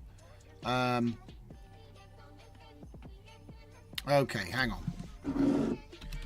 Does this script offer the... I just want to make sure it's not going to do all of the effects at once. You know what I mean? Offer the ability to pick and choose which effects are being used.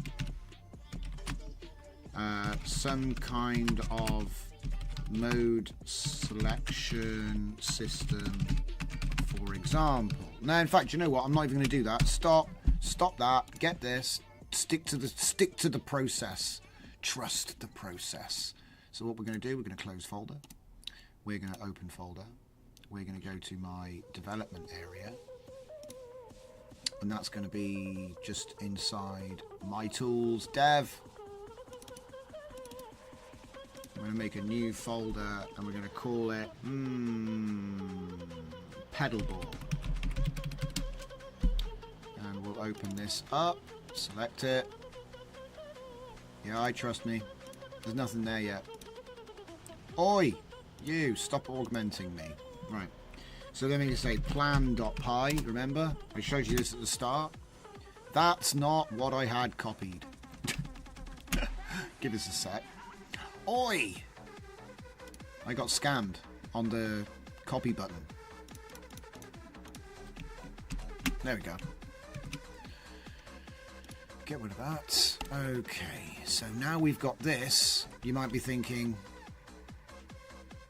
I already showed you the prompt that I'm going to use, right? It's right here. Yeah.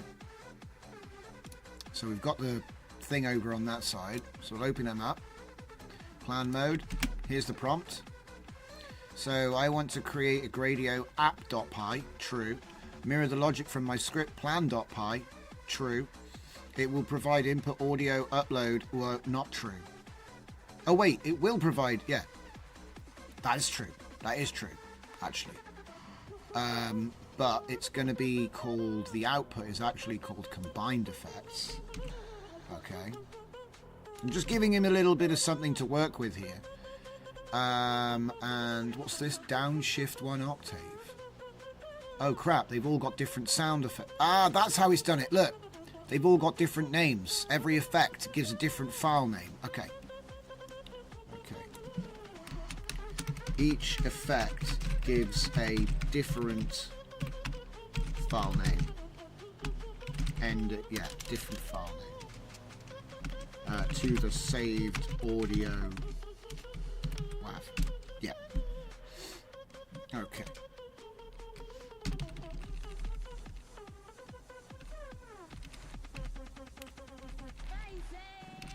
That will be handled. That will be handled by Comfy, Gradio, and saved, right? So that's fine. We will need a requirements. We will need an install bat.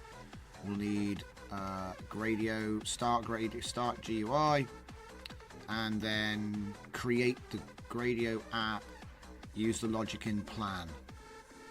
Okay, now there's just something I'm just trying to think. Is there anything I haven't thought of before we pull this trigger?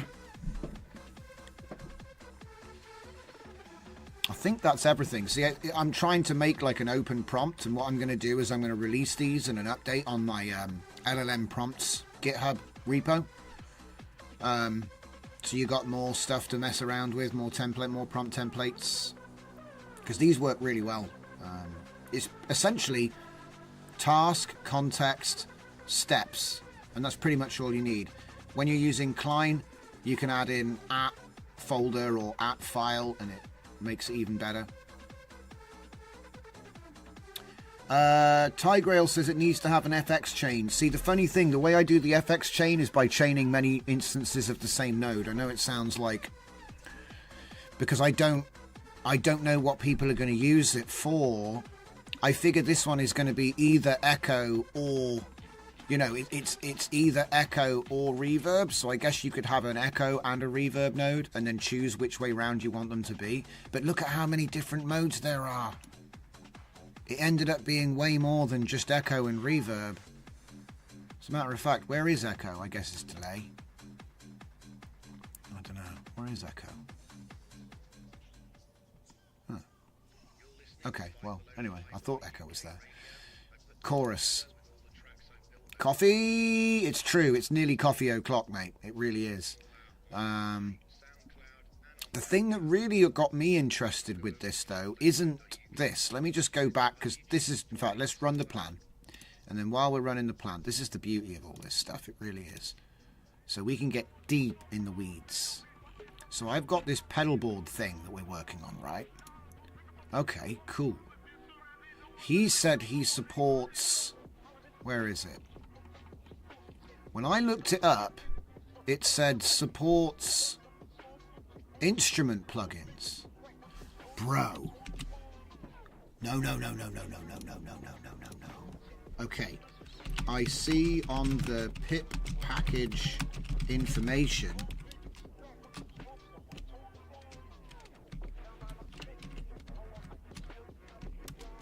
Okay. On the pip package information for pedal board. Okay.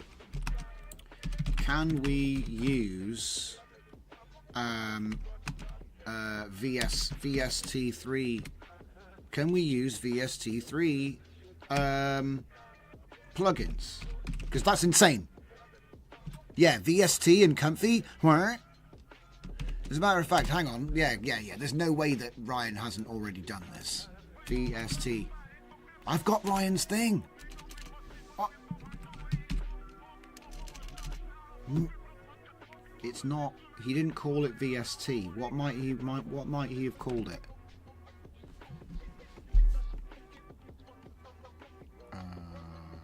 Oh, hang on. Okay, this file will list dependencies required by the application. Yes. And then here we go. Make plan. Import necessary modules. Define a function. Use a drop-down selection so you can choose the effect. Here are the available effects. Chorus subtle. What? There's dude. Chorus has got 3 sub-parameters. Mate, there's no way. If I made this into Comfy, you would have to use presets. Because you'd have just more... It would just be like... You'd have this one node that just went down forever. They're all saving as different file names, which is fine at this point. Delay multi, chaining delay effects. What? So this is actually a crazy plugin that we found. Crazy. I wonder if it'll work.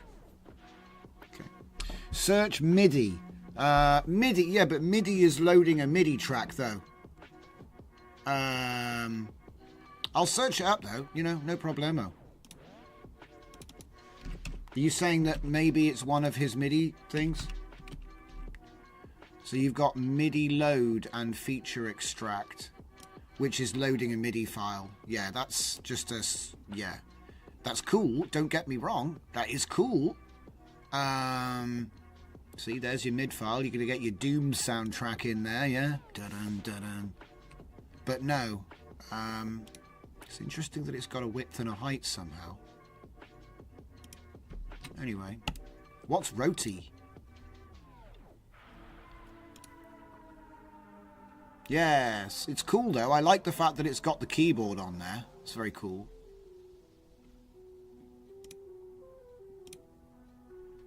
Okay, so he's made himself the requirements. He's going to carry on. So let's just see what our chat guy said. So, Oh, that's way up there. Keep going down. Right, here we go. It says, yes, we can use VST3 plugins with pedalboard. Let me show you how to extend our demo to include VST3 plugin support. How the hell does that work? How the hell does that work? Yeah, look. Yeah. You have to provide the path, yeah. I mean, let me just check if that's where mine are. I don't think it is. Let's check. It might be. Oh my god, my hard drive's nearly full. Oh. Uh-oh.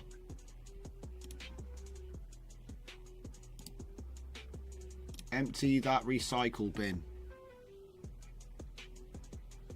Yes. Yeah. Oh boy. 20 gig. And rising.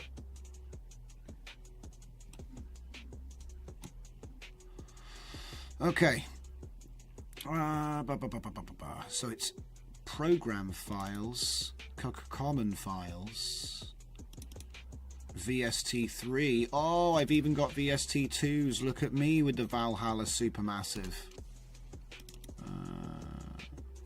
And there's my Valhalla Supermassive VST3. Look, there's the isotope. Because that's the thing. You know, all of the AI auto sampling stuff, it's all VSTs.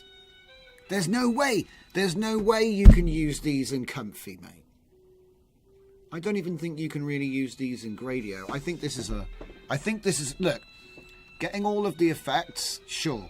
But the VST3 support, really? It seems like a push, because where do you put the UI for this stuff? Do you know what I mean? I guess you just use code and there is no UI. How the hell does that work? So plugin management, plugin, pedalboard, load plugin, path to plugin. So maybe we could have a JSON file that determines the path, and then if the user puts his path in, the menu will show his plugins. But still, it's like, this is like super stretch goals. Hang on a minute. I'm not even gonna, wait a sec.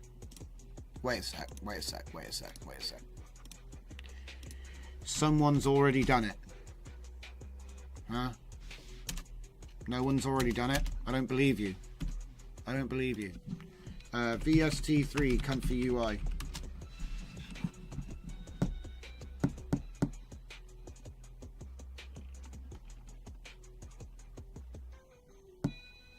Nope.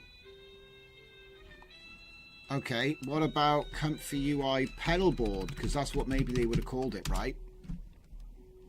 Jags Audio Tools.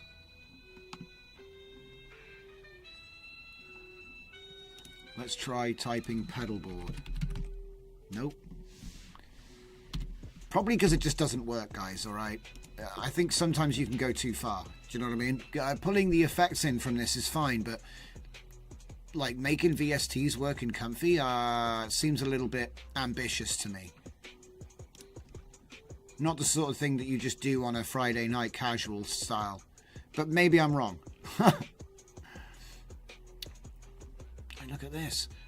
Mapping available effects to their corresponding pedalboard chain and output file name. Dude. What the heck? There's so much here, dudes. Okay. Right, well, I mean, without thinking about the VST madness, if we go into the folder here, we'll have to go to my tools. It's always quicker just to navigate there again from scratch. Okay, dev, and I believe I put it in here. Pedalboard. So we're going to do an install. And then we're going to do a run. Coffee time.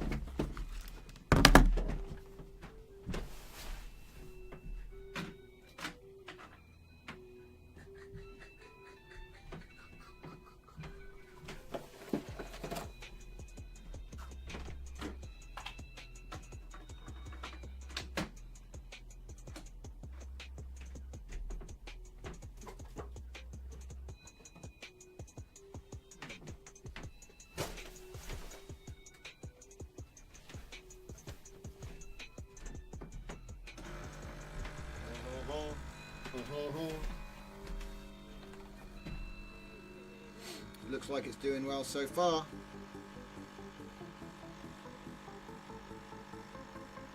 Man, it's taken forever. See, all of these development projects I've been running lately, I've been filling up my computer with like 1,000 different virtual environments.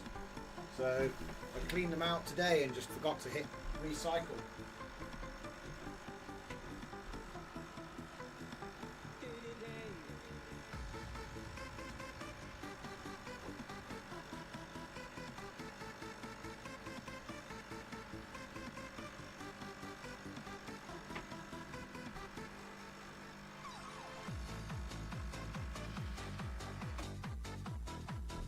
Before it gets angry. All right. How are we all doing?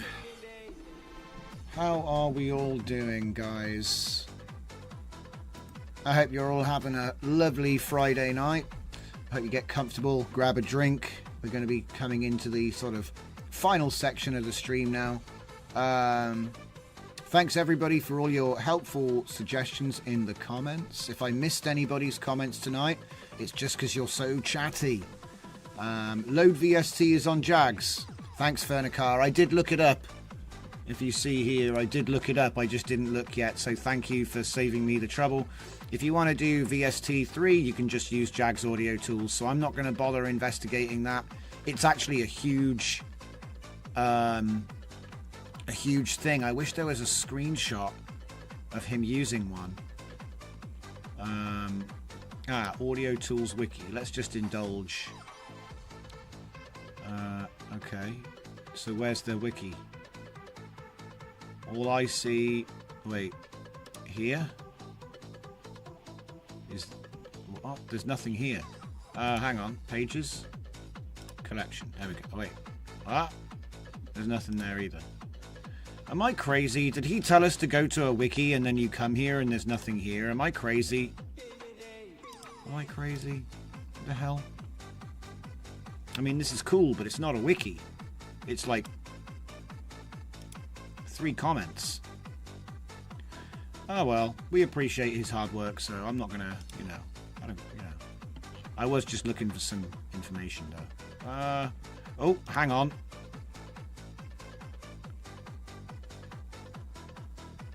No idea. That's not nodes, and it's not that. I have no idea. Install X for OTT VST3. Interesting. Okay. Well, anyway, I don't want to get too carried away. A little bit's fine though. So like I said, I'd already taken what I needed from this chat, so it's okay to kind of go off in a random direction just to explore, what you might be doing. This is finished. Excellent. So that means we can close the chapter on this. There we go. Why was it not appeared yet? It's so strange. Let's see it fail. Crash. Crash. No crash. I'm surprised. There it goes. Does Poodleboard work in Comfy? I don't know. Okay. I actually went for Gradio first. So... But that's the same thing that I did at the beginning of the stream, if that makes sense. So it's just the same process again. That's the thing I'm trying to show, is that you can go, oh, that looks cool, and then start making something. So here we go. We have an error. That's perfect, right? Let me show you something really cool. So see this? We started it. It crashed. Cool. That's actually a good thing. And I'll show you why. So here we are in the app inside Klein, okay? Shout if you can't see something on the screen that you need to see in the comments, but let me show you. So remember how it broke, right? It didn't work. So we've done all this stuff, we've written it out, it doesn't work. New terminal. Now we're in that folder, okay? So check this out. When we start the Gradio it is crashing. Okay, read the errors and and correct the logic where needed. So to resolve startup issues. I probably could have just said resolve startup issues, okay, but I'm trying to make people think in a certain way, so I'm being more verbose than maybe I need to be. So we'll say 1, right, and this is the fun part. So I'll say run at start. So run start bat. 2, read the error if, what was it? Read any startup errors and, what was it? Read any startup errors. 3, correct identified problems. Okay, and then 4, repeat until there is no startup errors. Okay, simple, right? We're making a basic loop, right? And he's going to he's do it all himself. He'll copy the errors in on his own, so I don't have to do any of that anymore. Like 3 months ago, we were having to do all that. Thing of the past. So we'll go on plan mode first. I probably should just go act, but I want to make sure that we've got this plan solid, yeah? It's a very simple plan as well, I hope you can appreciate.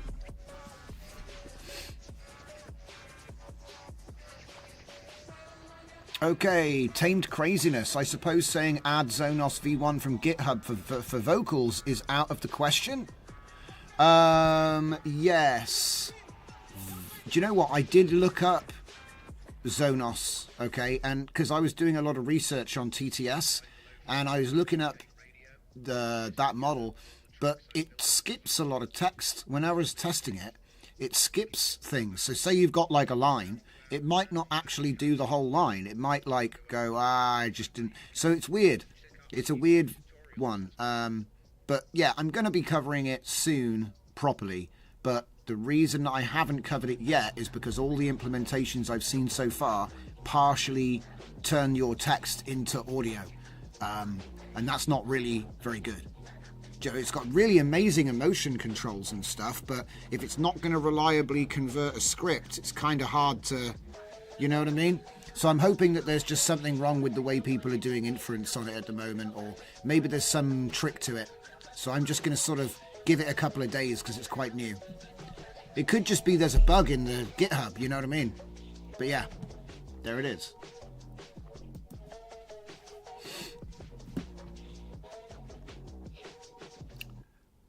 Tigrail says, I've seen some with no GUI, some that make a folder with UI elements, and some that just have it baked into the code. Making VST work in Fruity may yield more options. Yeah, I've got all my VSTs working in Fruity, of course, but if you were to open up my VSTs, they're like, they have their own front end and stuff. So it's like, what? I've never tried running that with a command line, you know what I mean?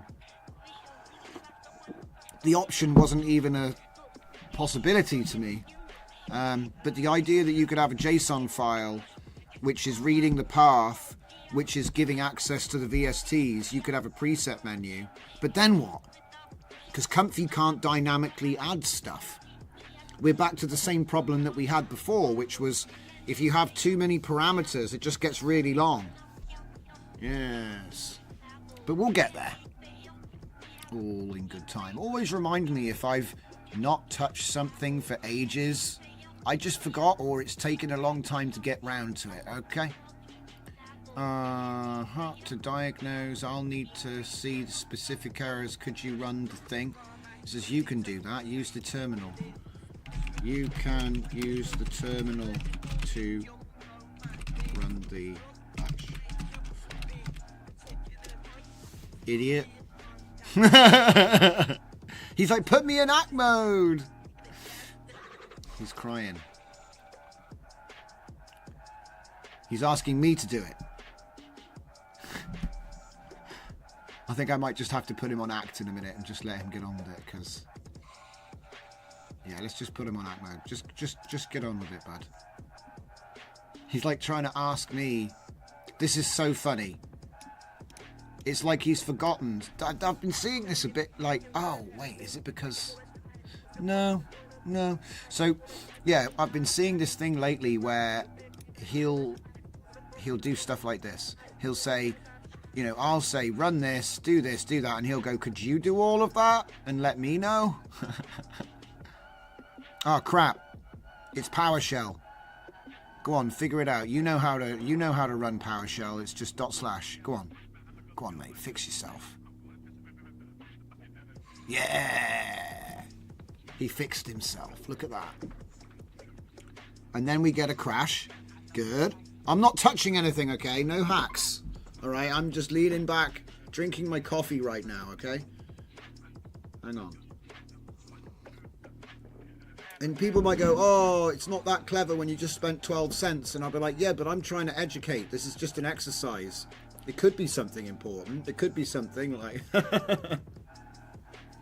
Coding is coding is coding. Fernicar says, other devs solve interaction using JS on the front end. Interesting. That's probably how it's done. Yeah, that makes sense. I've never messed with it that much. I use JS for websites. That's about it. You know, occasionally there'd be some like random scripting here and there, but I've never really done much with JavaScript, like aside from web design, which I don't think counts, because you usually just borrow from somebody else's code anyway. With you know, you're like just sort of modifying it a bit. You're not really writing it from scratch most of the time. I removed the unsupported source parameter from GR audio component. Please rerun start GUI and see if it's resolved. Okay. Whoop, there, up, go. Is it got a new crash? I should have told him to do it. Oh, it's running. So 2-shot. Is that a 2-shot? Let's see if it's broken.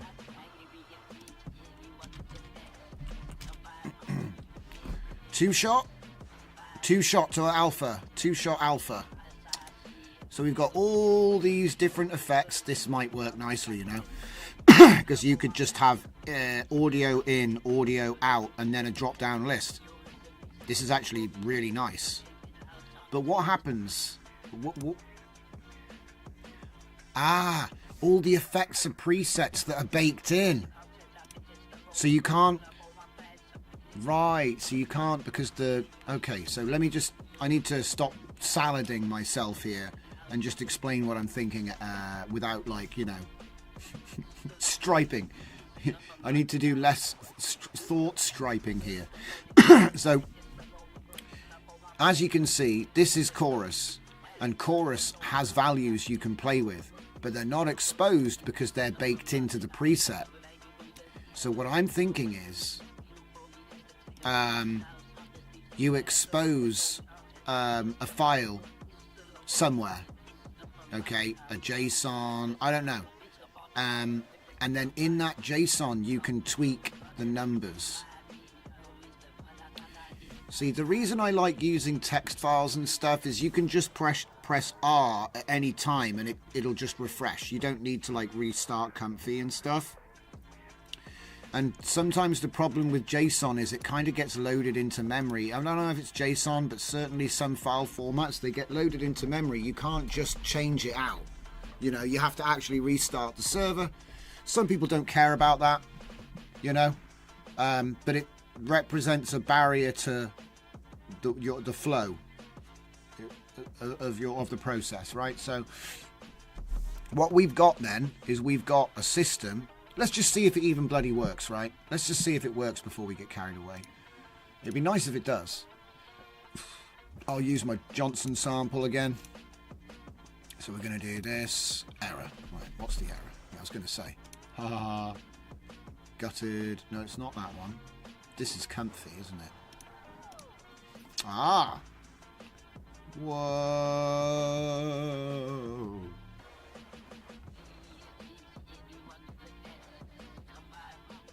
Huh.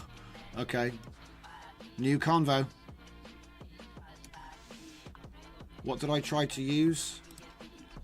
I tried to use Chorus intense.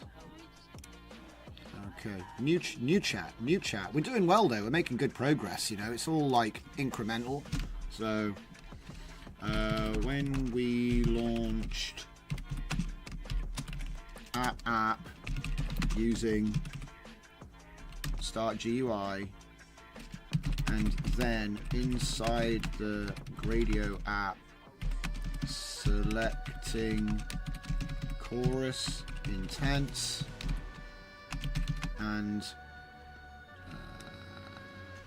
uploading an input.wav. I could have just said we received the following error from the start, right?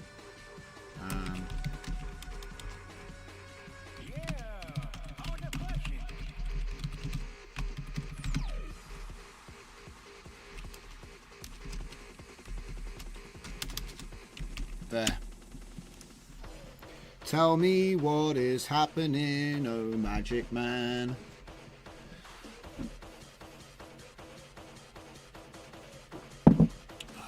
Chorus? Did I write the wrong thing? Oh no, I got it. I got it. Thanks, Pete. It's alright. I got it. Although I did forget it immediately. I used Chorus intense. So yeah, like I said, the way it works is we've got menu options, and the menu options have baked in values. So, you know, the obvious idea would be to have some defined JSON schema of all the values.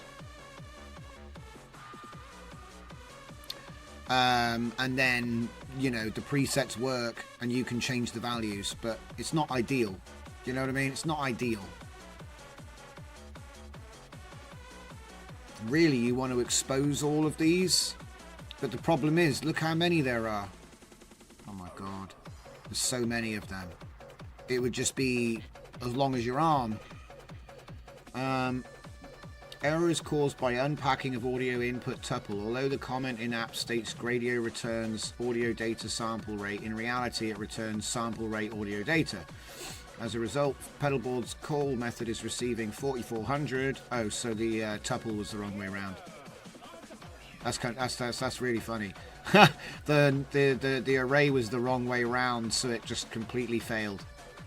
All right. So do it the other way around. Okay. I give you permission, my blessing. Carry on, my son. TIY Grail. It's good to see the thinking behind the prompts. Thanks, man. I try to create a sort of just sit over my shoulder. We're doing something different. You know what I mean? I wouldn't say every day, because we do tend to sort of hang around on certain things for like a couple days, maybe a week. But usually every week or two it shifts focus. So we could be training models for image. We could be doing work with creative writing with LLMs. We could be doing video production. We could be training video models. You know, it's a kind of goes round in a great big circle. Tamed Craziness says, is it outputting the WAV file in bits format in the terminal? I don't think so. I think it's actually outputting it as a tensor. Let me just check. It might just be saving a WAV file, okay? I mean, it does ultimately save it as a WAV file. Oh, I remember. Every single effect has its own file name. Process effect. So we got the name of the effect. Processed audio. Audio data sample rate. So it looks like it's a tuple of the sample rate and the numpy array. So the shapes are in an array. Hey, Full Dive, welcome. I'm doing great, thank you very much. Good to see you. So no, I don't think it is doing it in bits format. I think it's coming out as a numpy array. Yeah, see, audio, well, that's input. Because the input turns it into numpy. SF write. Yeah, so we use sound file to write the file name, the numpy array, at the sample rate. to a sound file. That's how it's actually done. So, excuse me. I'm just trying to see if there's anything else relevant. I think that's it. I think that's the relevant code there. Yeah. Pretty much. It's pretty much that bit. Yeah.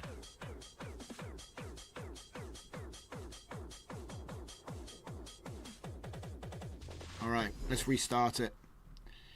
We'll do it here. So stop. Yes. Start.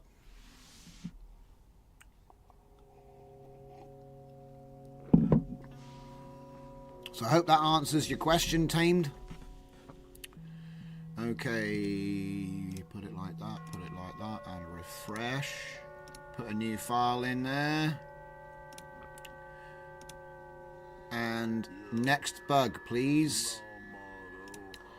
What's it say? Pedalboard only supports 32-bit and 64-bit floating point audio for processing. Ooh. Oh wow, look at that. Too long content length. I see that. I've seen that error before. God, look at this one. This is a beefy error. I think I remember seeing this in the previous thing we were working on. Okay.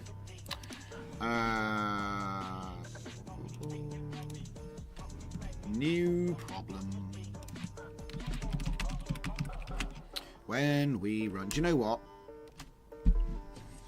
No, because I have to do it when I'm actually in there. Could I give him... I wonder... I'm just trying to think of a way to automate what I'm doing now, so I don't have to do it like I'm doing it. So what I reckon I'll do... If I gave him an audio file, do you reckon he'd be able to load that image, that audio file, to test that it works? I'm going to find out. I'm going to find out. He might not be able to do it. He might not be able to do it. Oh, Christ. I don't know if he can do that. Well, there's only one way to find out. So that would be that. And then that would be that. See, this is uncharted territory now. I don't know if this works. I just want to find out. So, again, we're going to have to do a little close and open real quick. And what I want to do is I want to see if I can get him to, you know, wow. I want to see if I can get him to do that. Create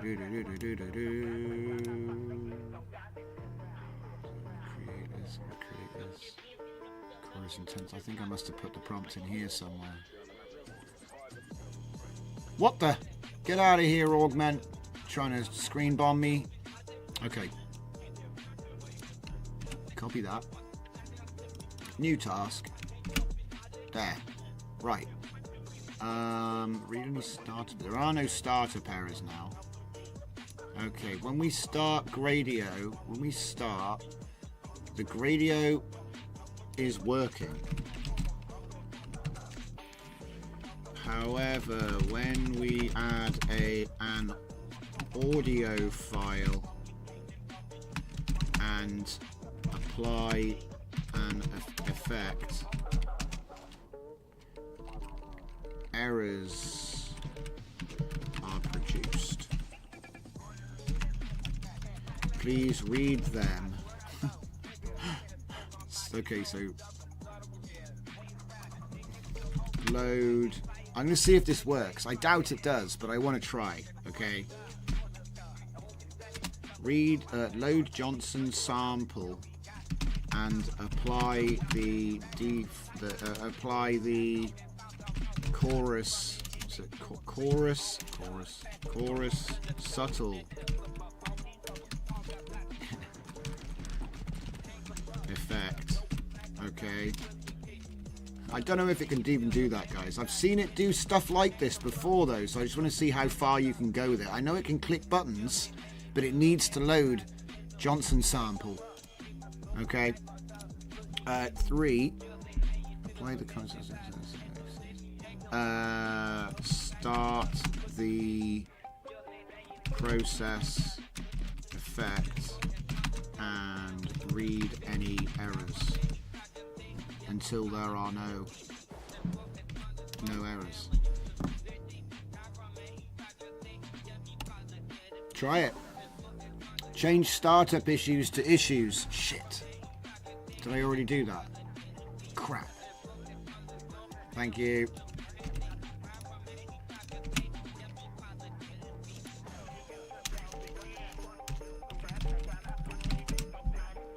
There we go. Thank you. Thank you, Tigrail. Nice catch. Dashawn, you may not yet realise that all the different things you mention are actually related, but the algorithm, and I know otherwise, I'll send you a DM later. You do that, I'll be waiting. Tame Craziness, I saw the long numbered digits that start with leading zeros represent the preceded audio.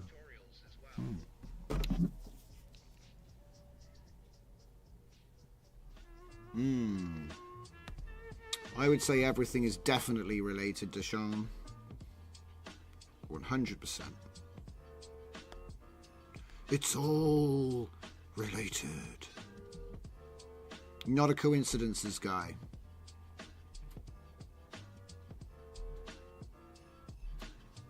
There we go. I need additional details when applying the chorus effect. Okay. You will need to use tools to start the web UI. What is it?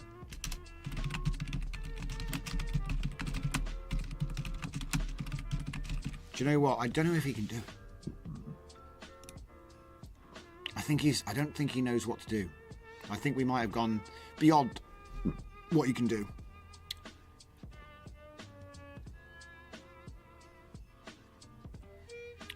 Because the tools exist, right? But does he really know what they are? Probably not. Let's see. I will execute start, launch. I will then load the audio. I will observe and capture error messages based on... Oh, how are you going to do it? How is he going to do it? Right, let's do it. Let's do it. Let's do it. Let's do it. How is he going to do it? That's what I want to know. How are you going to...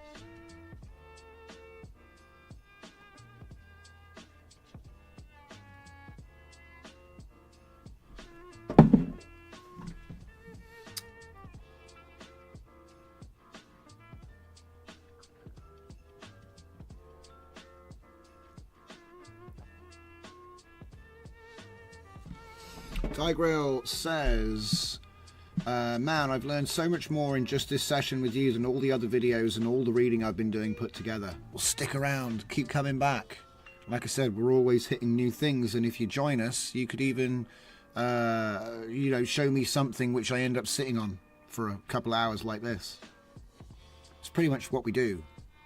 There's new stuff coming out all the time, and I'm an open community-led research guy, so if there's a way that we can like blow the lid off things so everyone gets to benefit, I'll find it, or I'll suggest something easier. That's usually how it goes.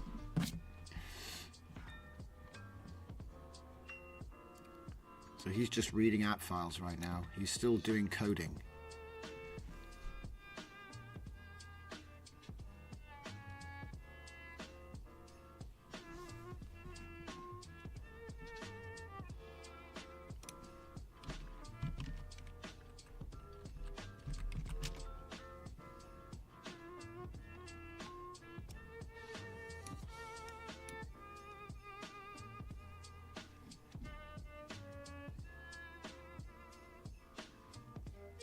Look at it, cheeky. He wants me to do it.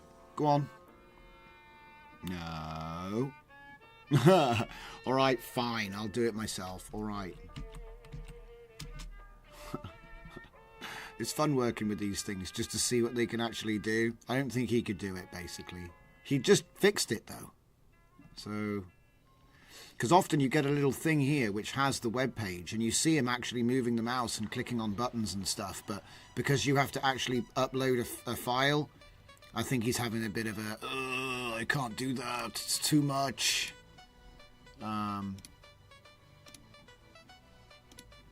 Okay. Let's see if we can get it to work this time. Open. Wow.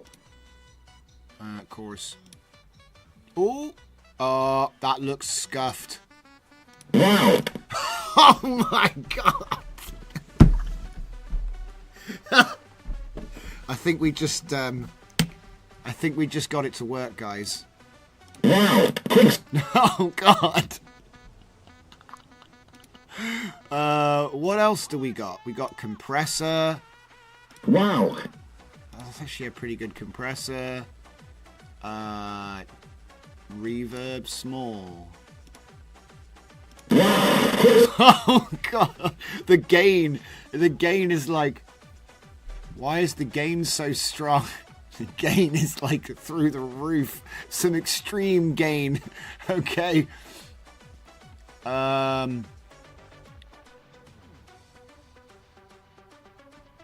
Pitch shift down. Oh. Oh god. What the hell? Why is the pitch so crazy? Right. It's working now. Okay. It's not producing errors. But it's got like hella gain. So let me just see what let me see this thing. Is there like some stupid value somewhere? Hang on. So looking at combined effects. Wait, what? Hang on. There's an effect called combined effects. There is. Oh no, it's still. Wow. Quick steps is just too crazy. That's way better. Okay, that was way better. So. Limiter, no. Right, hang on. Where's the thing that allows us to adjust? God damn it. Is there one? Depth, mix, ratio, mix, feedback, drive. No, that's distortion. Cut off, drive 1.5 on there. Semitones. Drive. It's so loud. I mean, I feel like if I put just like change the limiter to like -5, it's not going to work. It's just going to clip like insane. There is a gain option. Yeah. Yeah, there is, but I've only seen it applied to one of them. Wait, where is it? Gain.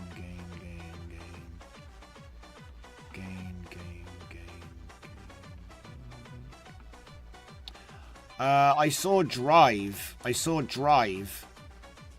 So maybe you can do like drive but I don't know. Because that's part of ladder filter. Well, yeah, I mean, look, that's drive DB. Look, I don't know. Wait a minute. Let's just think about this. For a minute. This is all coming from pedalboard package, right? Pip. Oh. Spotify.github.io. Interesting. Okay. Studio quality audio effects using Python and TensorFlow. It's also been used with their AI DJ and AI voice translation.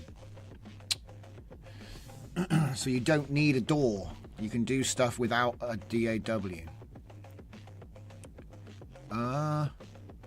So we were looking at all the different effects. We haven't got resampling, git crush. There, gain. Yeah, you're right. Look, gain.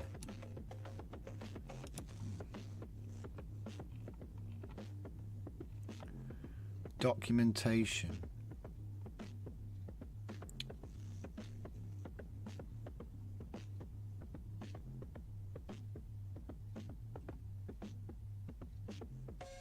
I'm just looking at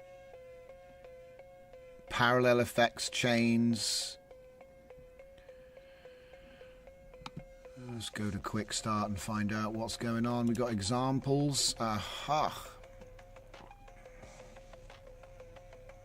Pedalboard, chorus, reverb, room size 0.25. See? So really what it does, it makes boards. And then the boards are predefined. So this is a little bit like what we were doing with the voice stuff earlier. It might make more sense to have a file which represents the mode and then have these inside that file. So then it works exactly the same. It's just instead of it being hard-coded, the only thing I need is a list of all the options. I need to know what... Do you know what I mean? Like, where's the... I'm trying to find the docs, mate. Where are they? Reference, audio plugins. Here we go. Treat this object like a Python list. Ooh. Ooh.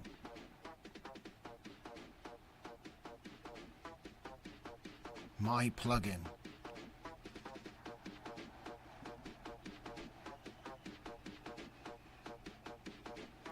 Huh. Don't use this directly. Running it through external effects. Nah, this isn't what we're looking for. Damn it. Wait.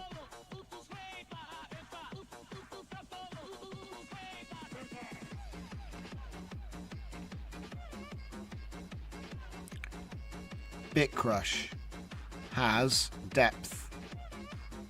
Bitcrush has bit depth. Float.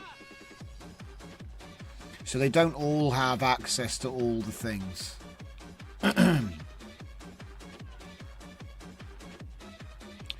This is crazy. This is actually crazy. You can do, like you said, someone was asking about chains and stuff. Yeah, it can do them. So you've got compressor, which comes with threshold, decibels. Damn. Convolution. Speaker simulation and reverb modeling. Man, you could look. I'm not even a quarter down the page. Right, I say I'm not looking. I'm not looking anymore. All I wanted was to know what all of the things they have built in are, you know?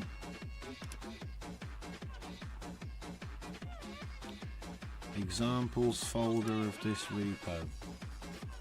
Add reverb, monitoring, streaming encode MP3s. Add reverb to file.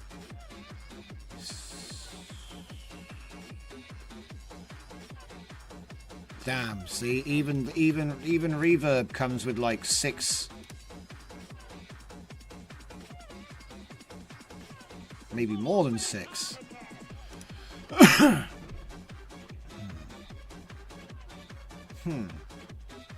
Okay.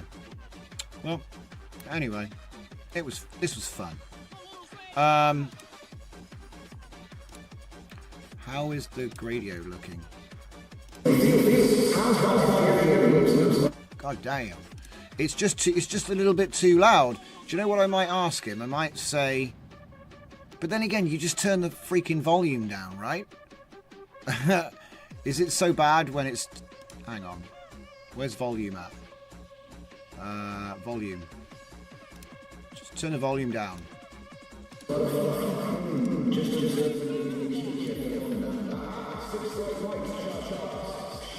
It sounds like a tannoy effect, you know, like if you were in like a supermarket and they went on the main mic. Let's try compressor. Wow, quick zebras jump through blazing fields. Do you know what? That's actually insane. Let's go with the pitch shift down again. I think I just needed to turn the volume down and stop panicking. Whoa, no. Holy crap. That's not even the distortion preset. Wow, quick zebras jump through blazing fields. Oh my god.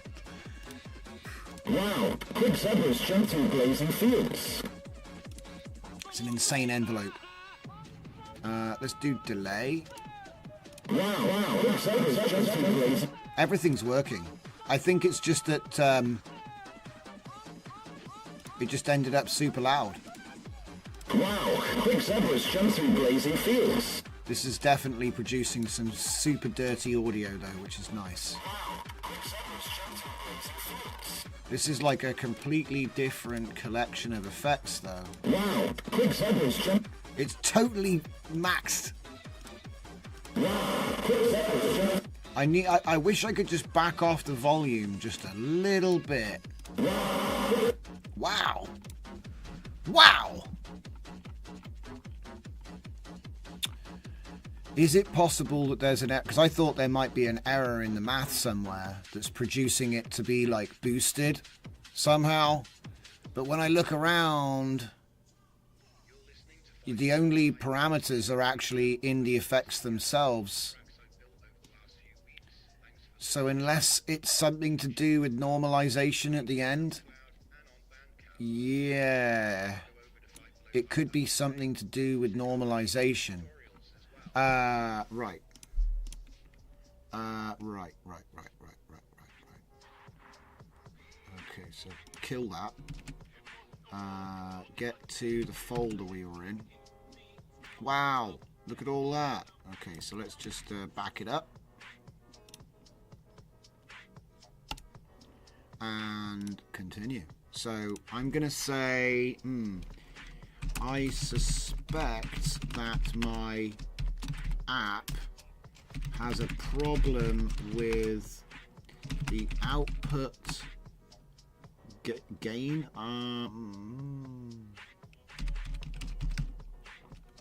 Has a problem with. Let's make it make more sense. Is not handling the audio gain properly, and this is resulting in audio that is very loud. I don't even know how else to say it. I'm just like, that's pretty much what's going on. Can you normalize to say minus 6 dB and allow a bit of headroom? That's what I was thinking. It should be normalized to minus 2, I think, but I can't find where that code is. Is it minus 1? See, I'm thinking about the limiter here.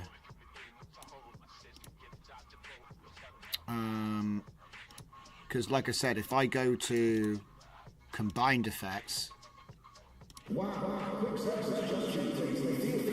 that's the best one. Because it has the limiter.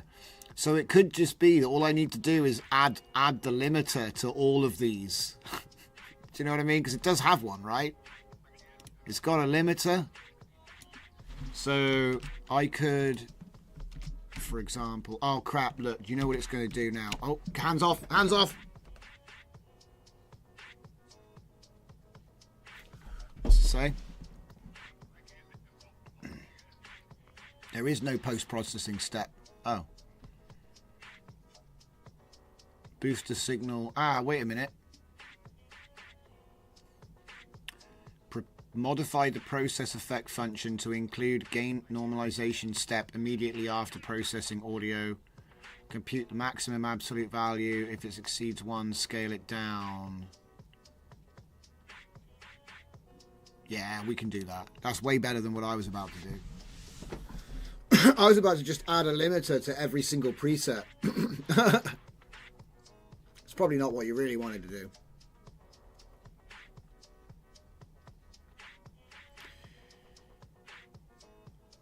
Wait a minute, have I got 2 Kleins running? You sneaky bugger. Right, get rid of that one. Oh, it's running. What? Hang on. Is that the old one? Yeah, that's the old one. Let's shut it down.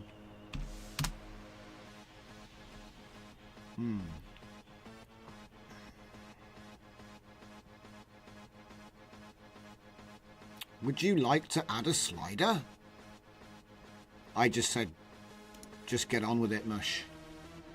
just get on with it. Now, there was something else I wanted to show, but it looks like we're going to be doing that tomorrow. But basically, I will give you a sneak peek. Check this out. Oh.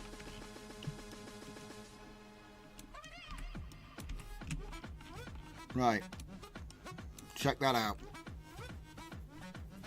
What do you think about that? So what we're going to do, we're going to use Zenkai Pose Map, and there's going to be a couple of others, okay? But Zenkai Pose Map, you put pose files into a folder, and then we can randomize pulling them out, or, you know, programmatically increment, etc. All those good things, all right? So, yeah, it's the beginnings of a bit of a Flux ControlNet adventure that we're going to be embarking upon probably this weekend, probably carrying on for about a week, because I got to update my folder pack with new ControlNet models, or ControlNet workflows, as I should say. All right? So I was hoping to do that tonight, but we've had too much fun in VS Code as usual. But this is already up in my DJZ nodes. You can already start using it straight away. What it does is it looks for a folder. So I can show you the structure real quick. That's good, isn't it? There you go. That's better. If I go into my DJZ nodes, there's a new folder called Poses. Or should I say Pose Maps. Inside there I put the 4 images from the JoJo, because I got loads of them. I got thousands of the damn things, okay? So what I'm going to do is I'm going to have a script which downloads all of the, you know, downloads all the images into these folders. So, you know, you can git clone my node pack, and if you want to use my pose maps, you can. So they'll automatically come in here. You'll have hundreds of the damn things. And then the idea is that it uses the folder name. So, you know, what that means is you can then randomly pick or have it increment. So if I show you the first file in that folder,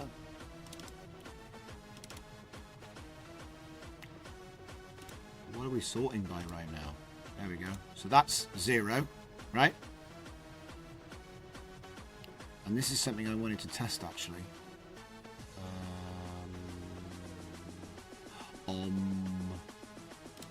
What I need to do is I need to go...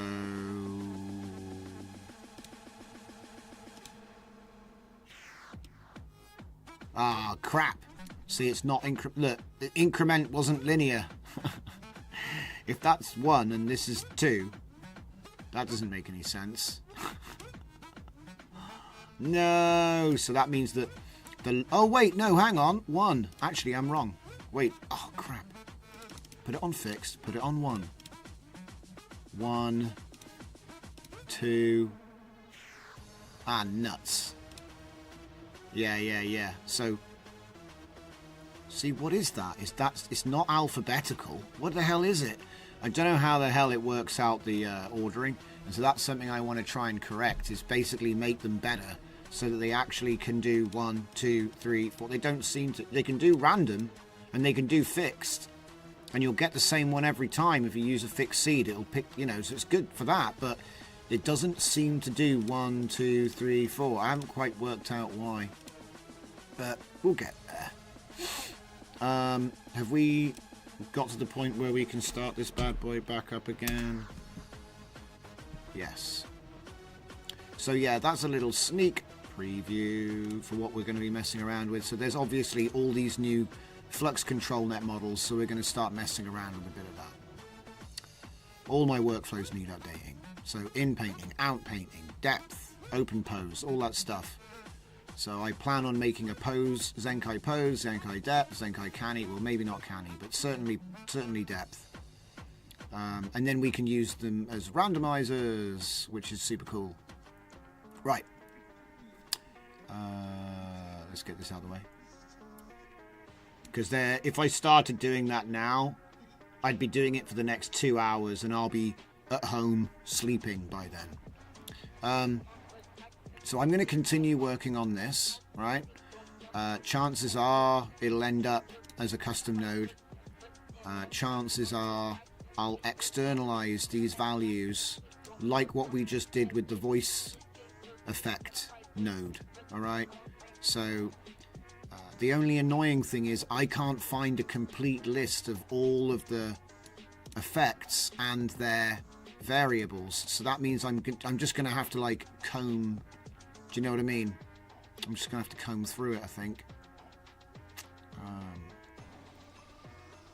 It would be nice if we could expose all of these, but I hope you can appreciate that Chorus Subtle might use the same parameters as Chorus Intense, but compressor and delay, like the delays, they're the same. So it's sort of like 1, 2, 3, 4, 5, 6, 7, 8, 9, 10, 11, 12, 13, yeah, 13, 14, 15, 16, 17. It's like, it'd be too long. It's impractical. So I think if you can bake it into a file that's in that folder, then you can just create as many presets as you want with whatever combination. Because obviously it's making a chain, isn't it? You know what I mean? That's the point of showing combined effects. But let's see if we fixed that gain issue, because I think that was a pretty big bug, don't you? I think that was a pretty big bug. So let's do that. And I'm going to take a different audio just to mix it up. 5K soy neto figure out what the capital of France. The capital of France. What is the capital of France? Here we go. That was quick. 2 minutes and 41 seconds. That was quick. 5K soy neto figure out what the capital of France is. HMM, let's start by recording any basic facts about France. Facts about France. That's a great accent. Let's go for the intense chorus. 5K soy neto figure out what the capital of France is. HMM, let's start by recording any basic facts about France. Wow, that sounds like the Zargon destructor fleet from the Hitchhiker's Guide to the Galaxy. Okay. I think we've nailed it, guys. 5K soy neto figure out what the capital of France is. HMM, let's start by recording any basic facts about France. Wow, that compressor is hardcore. Capitals are used in Amed after important cities or something like that. I remember that in my geography class, we talked about some of the bigger cities around the world having... Do you know what the best thing about what I'm playing here is? It's not even language. It's not, those aren't even words. They were just Spanish sounding words with a little bit of broken English stuck in the middle. Yeah? That wasn't even Spanish. It wasn't even English. It was just Spanishy sounding AI. I love this stuff. All the music I do doesn't have lyrics. It's all just I've been working with it for years, and I just think it's funny. So you'll hear it and you'll be like, did he just say? No, he didn't. He just made a noise that was like a word. You know what I mean? And this is doing something similar. Their own capitals. For example, London is the capital of Teuca because they renamed it after King Henry VII. They're not words. Okay. That's what it is. It's hammer, hammer, hammer, hammer. It's not actually language. Maybe France has a similar story. Why do you think that Paris is involved so very important with France? But the accent's so good, you can't tell he's talking gibberish. I bet if you speak Spanish, you can tell immediately that he's just sort of going but I love it. So that works. Let's keep going. I need to check all of these work before I can publish this thing.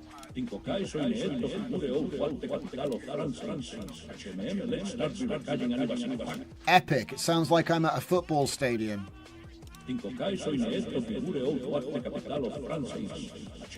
Wow, dude, this is the best one yet. So I'm so glad you guys could stick with it, because it was painful for a while. Whoa! I'm not trying to blow your ears off. Sorry for people who are listening on headphones. Oh my god, I might have to turn it down again. That is distortion though, so I'll let him get away with that. Yeah, this is way better.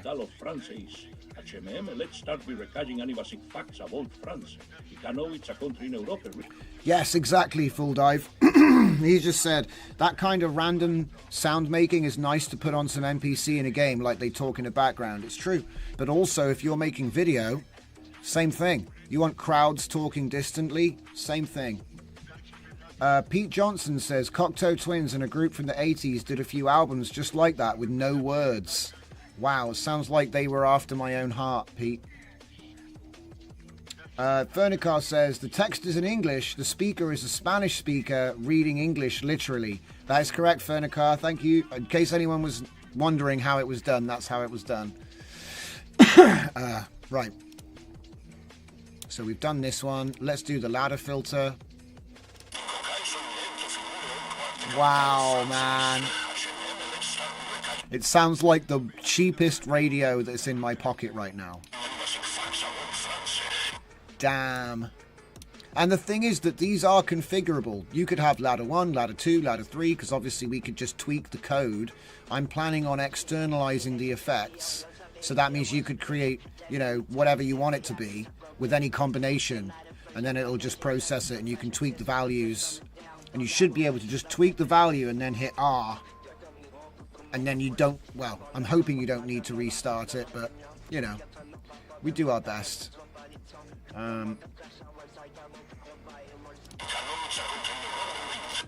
Hey, there's an idea.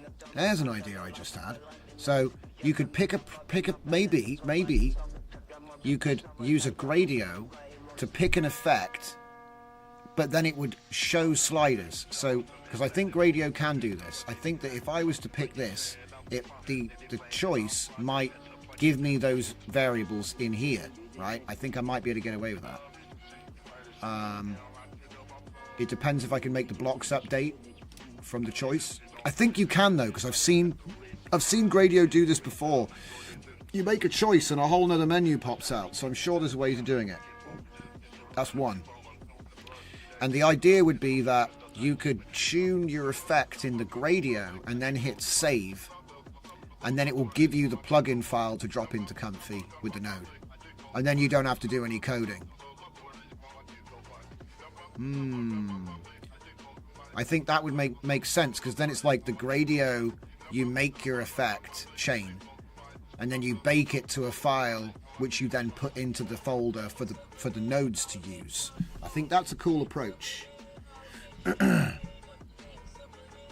It's like AI Stanley Unwin, King of Gibberish. Hello, Apolloni. Welcome, welcome. I don't know how long you've been there, but hello. Thank you for thanks for being here. So we got the phaser. Did we do the phaser? Is that the phaser? No. Yeah, that's the phaser. The phaser looks good. Reverb. Glorious reverb. Thank you, Spotify. Reverb large. Wow, he's at the bottom of a well. Facts about the Franzo. Love it. Pitch up. Is this one still scuffed? Because pitch up and pitch down were not good before.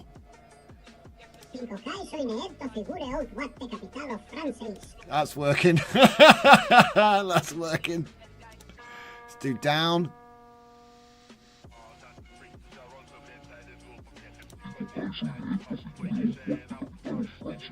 Yeah, it's a little bit extreme, but it does work. And then now the first combined effect example. Ooh. Wow, that's like a boxing ring. Damn. So, yeah, man, that's what I like to see. Progress. So this is basically working now. So we can go ahead and we can do the documentation for the Gradio version. Okay, so we're not. Well, I'll probably make the comfy nodes for this tomorrow, based on the Gradio and the plan, because obviously, you know, you can also create the comfy node with the plan too. You don't have to create it with the Gradio. but sometimes I find that fixes we've done to the Gradio can sometimes be valuable. Yeah. But anyway, because it's kind of been cleaned up for a purpose already, right? So what I'll probably say is we're going to externalize the effects options. All of that is going to go into separated files. Okay. All right. So all we need now, because if you look at that folder which we're running out of, obviously it's got a whole bunch of, like, you know, it's saved everything for us, which is nice. Oh, ha. Okay, so limitation with the Gradio, be very careful. It's not adding timestamps to the files, which means that we're just overriding the same file over and over and over again, which isn't great. So I'm going to see if I can change that. Yeah. Okay, so... Okay. When we use at app.py, we are often saving many times, or many audio files are being saved to prevent data being overwritten due to use of the same file name. Please append a timestamp to all saving of images, audio, all saving of files. Not a file name. What's that? Okay, when we use at app, many audio files are being saved to prevent data being overwritten. Let's just put a little hyphen there. Due to use of the same file name. Please append a timestamp. Yes. Yes. And then we can do the documentation. I'll start getting the GitHub ready. So yeah, if you want to have a mess around with this thing that we've just made, you're welcome. It'll be up on my GitHub. So just like every stream, like I said, I like to give people A, stuff to play around with, B, inspiration to go outside their comfort zone, because I'll show you my failures, okay? I have many failures. The trick is you don't stop, okay? Never stop shooting, right? And then ultimately give it to you to play with, but not just to play with, to pick over. You could literally take a tiny piece of one of these and build something else with it. And then, you know, yeah, practical learning. Learn by doing.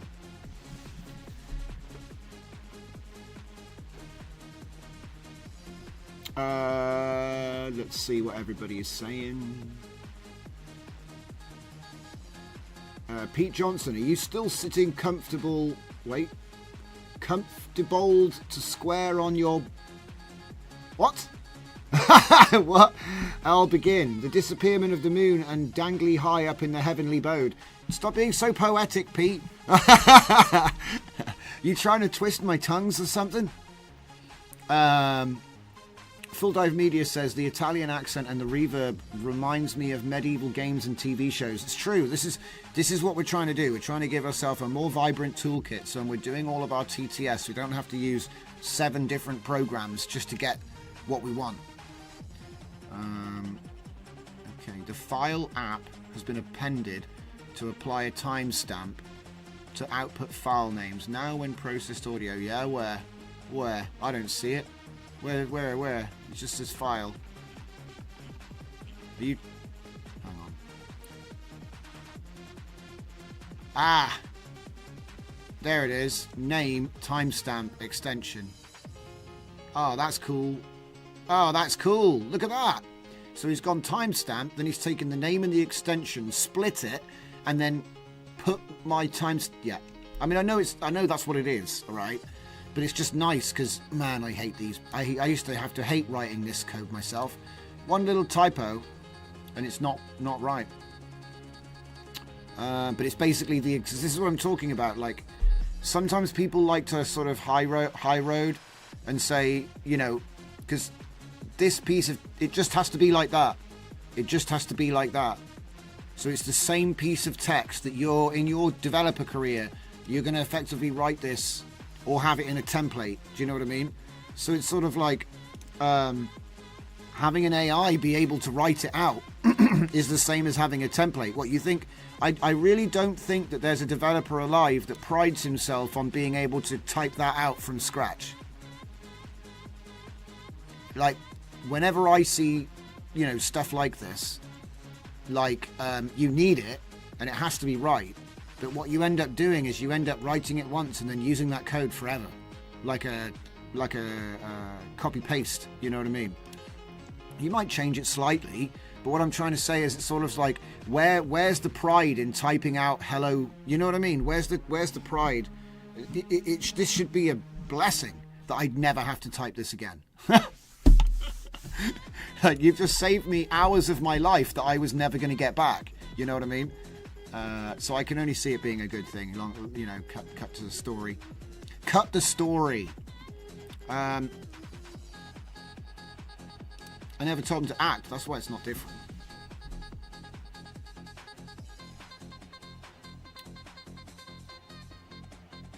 I told him to do it already. Did he do it in planning mode? Guys, did he just do that in planning mode? Or maybe I'm crazy. It's getting to the end of the stream, so, you know, the schizoid levels do start to creep. But, like I say, I think...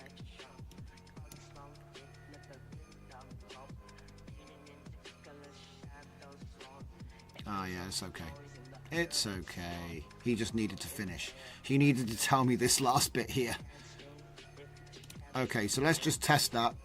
And while he's doing that, I will get him to write the README file. So, I think I got a copy-paste for this. And if I don't, I could just grab one from the last time I said to do it. So,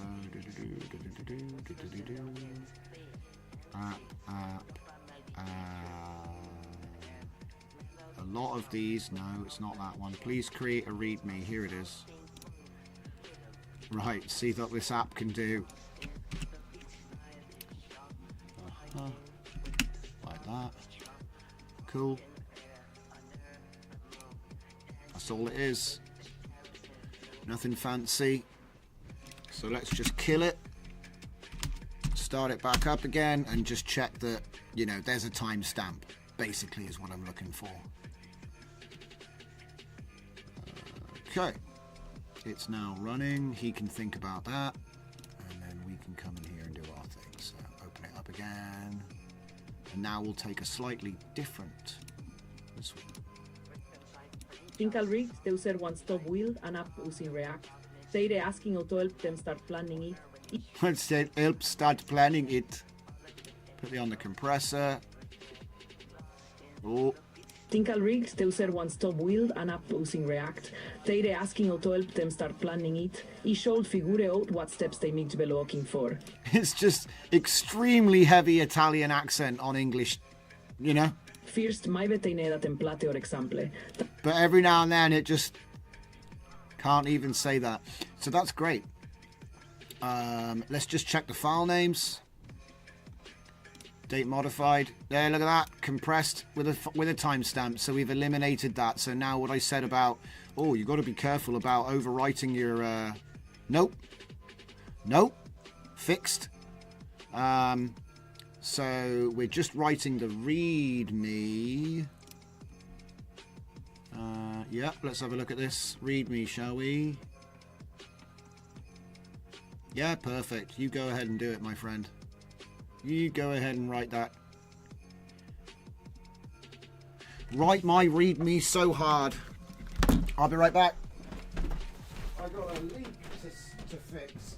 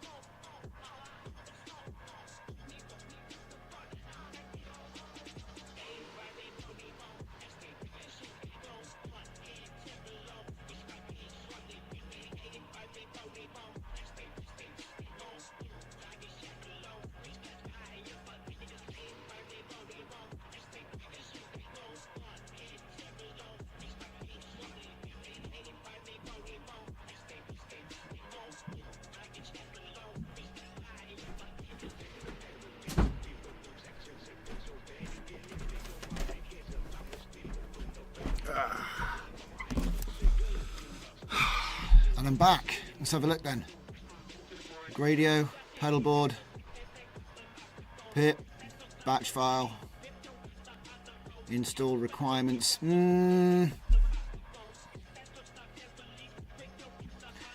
Install portable. Oh wait, this is Gradio. I keep going into like autopilot, you know what I mean? I'm not at the comfy UI stage yet. This is fine. Yep, this is fine. So here's the effects. I wonder if we could get him to tell me. I reckon I could. I reckon...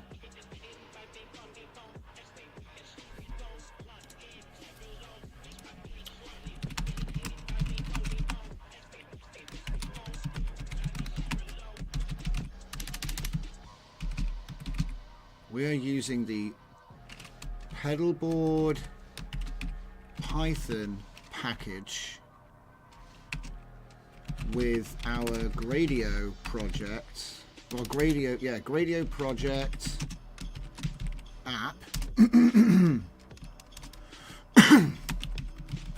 Please list all the effects along with all the parameters for each effect. Do you reckon he can figure it out? I reckon he can. I reckon he can figure it out.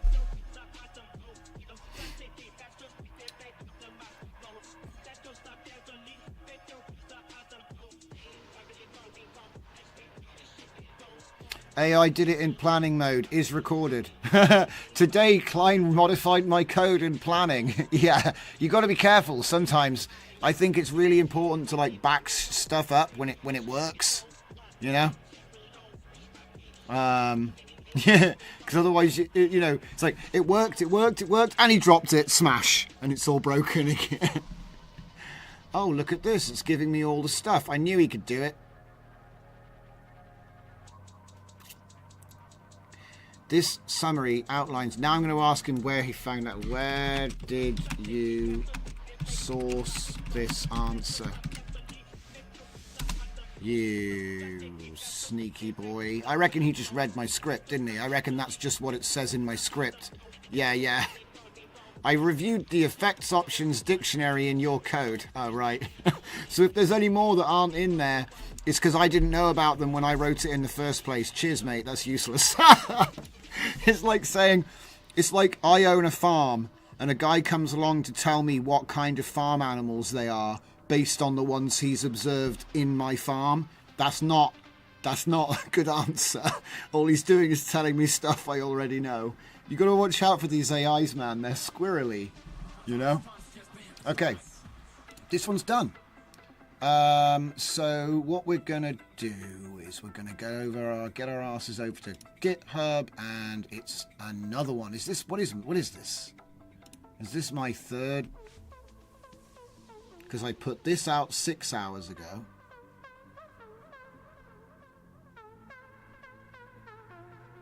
And then we did a custom. Yeah, it's fine. It's fine. I don't want to go too crazy. You know what I mean? So let's go for a new repo, and we're going to call this one. It doesn't even remember what it is. Pedalboard. So it'll be Pedalboard Gradio. Spotify Pedalboard audio effects. Pretty much. That's what it is in a simple Gradio.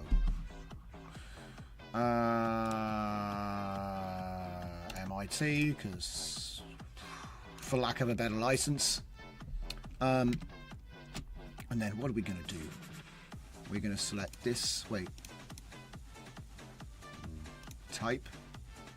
Okay.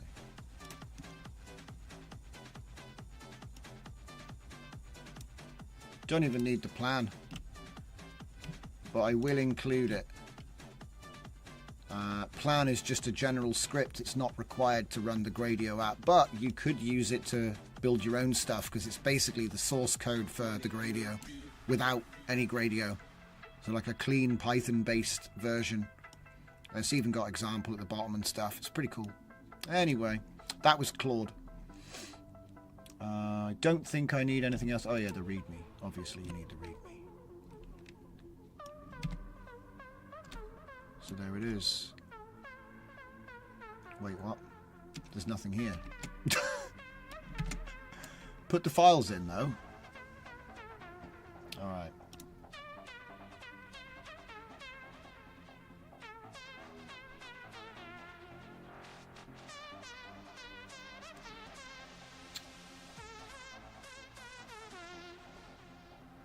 Alright then. Oh! Finishing touches matter. Finishing touches matter. Go the extra mile. Save this as demo-ui. Just stick a bunch more eyes on the end. If you wonder why there's so many eyes in my demo, it's because I've got too many of them. Right, I'm going to copy that out of there. Make a new folder, images, open it up, chuck that in there, go back, select the images folder, go back to GitHub, add files, drop the folder in with the image in it, and then we're going to middle click on the directory, click on the little pen, open this, get that URL, and then exclamation mark, square bracket, demo-ui, round bracket, link, and as long as you got it from the show image in tab, it'll be a raw with refs on the heads, and then that's it, complete. Right on time. So we took a little bit more time because when we were messing around, we discovered this pedal board business, which turned out to be super awesome. So I'm glad we found that. But I hope you realise like what happened there. I was having a random conversation, and he was talking about, oh, there's this thing called pedal board, and I was like, what? Pedal board? I'd never heard of it. It's actually got a lot more features than I'm using right now too. So hopefully this will turn into an interesting set of nodes. But yeah, so there it is, guys. It's 10 o'clock. It's time to get out and have a great evening. So thank you all for sitting around and putting up with me for the last few hours. We'll be back tomorrow at 7 o'clock for the same thing, same time, different thing maybe, but definitely the same time. Lots of stuff to look at over this weekend. It's going to be video, it's going to be training, it's going to be Flux, ControlNet stuff, and a whole lot more coding in VS. So there it is. Special thanks to everybody that stuck it through, because this is like AI Art Club we're doing here. And I know the most dedicated of you, you're literally sitting there for the whole time. So I appreciate you, and I can't wait to see you next time.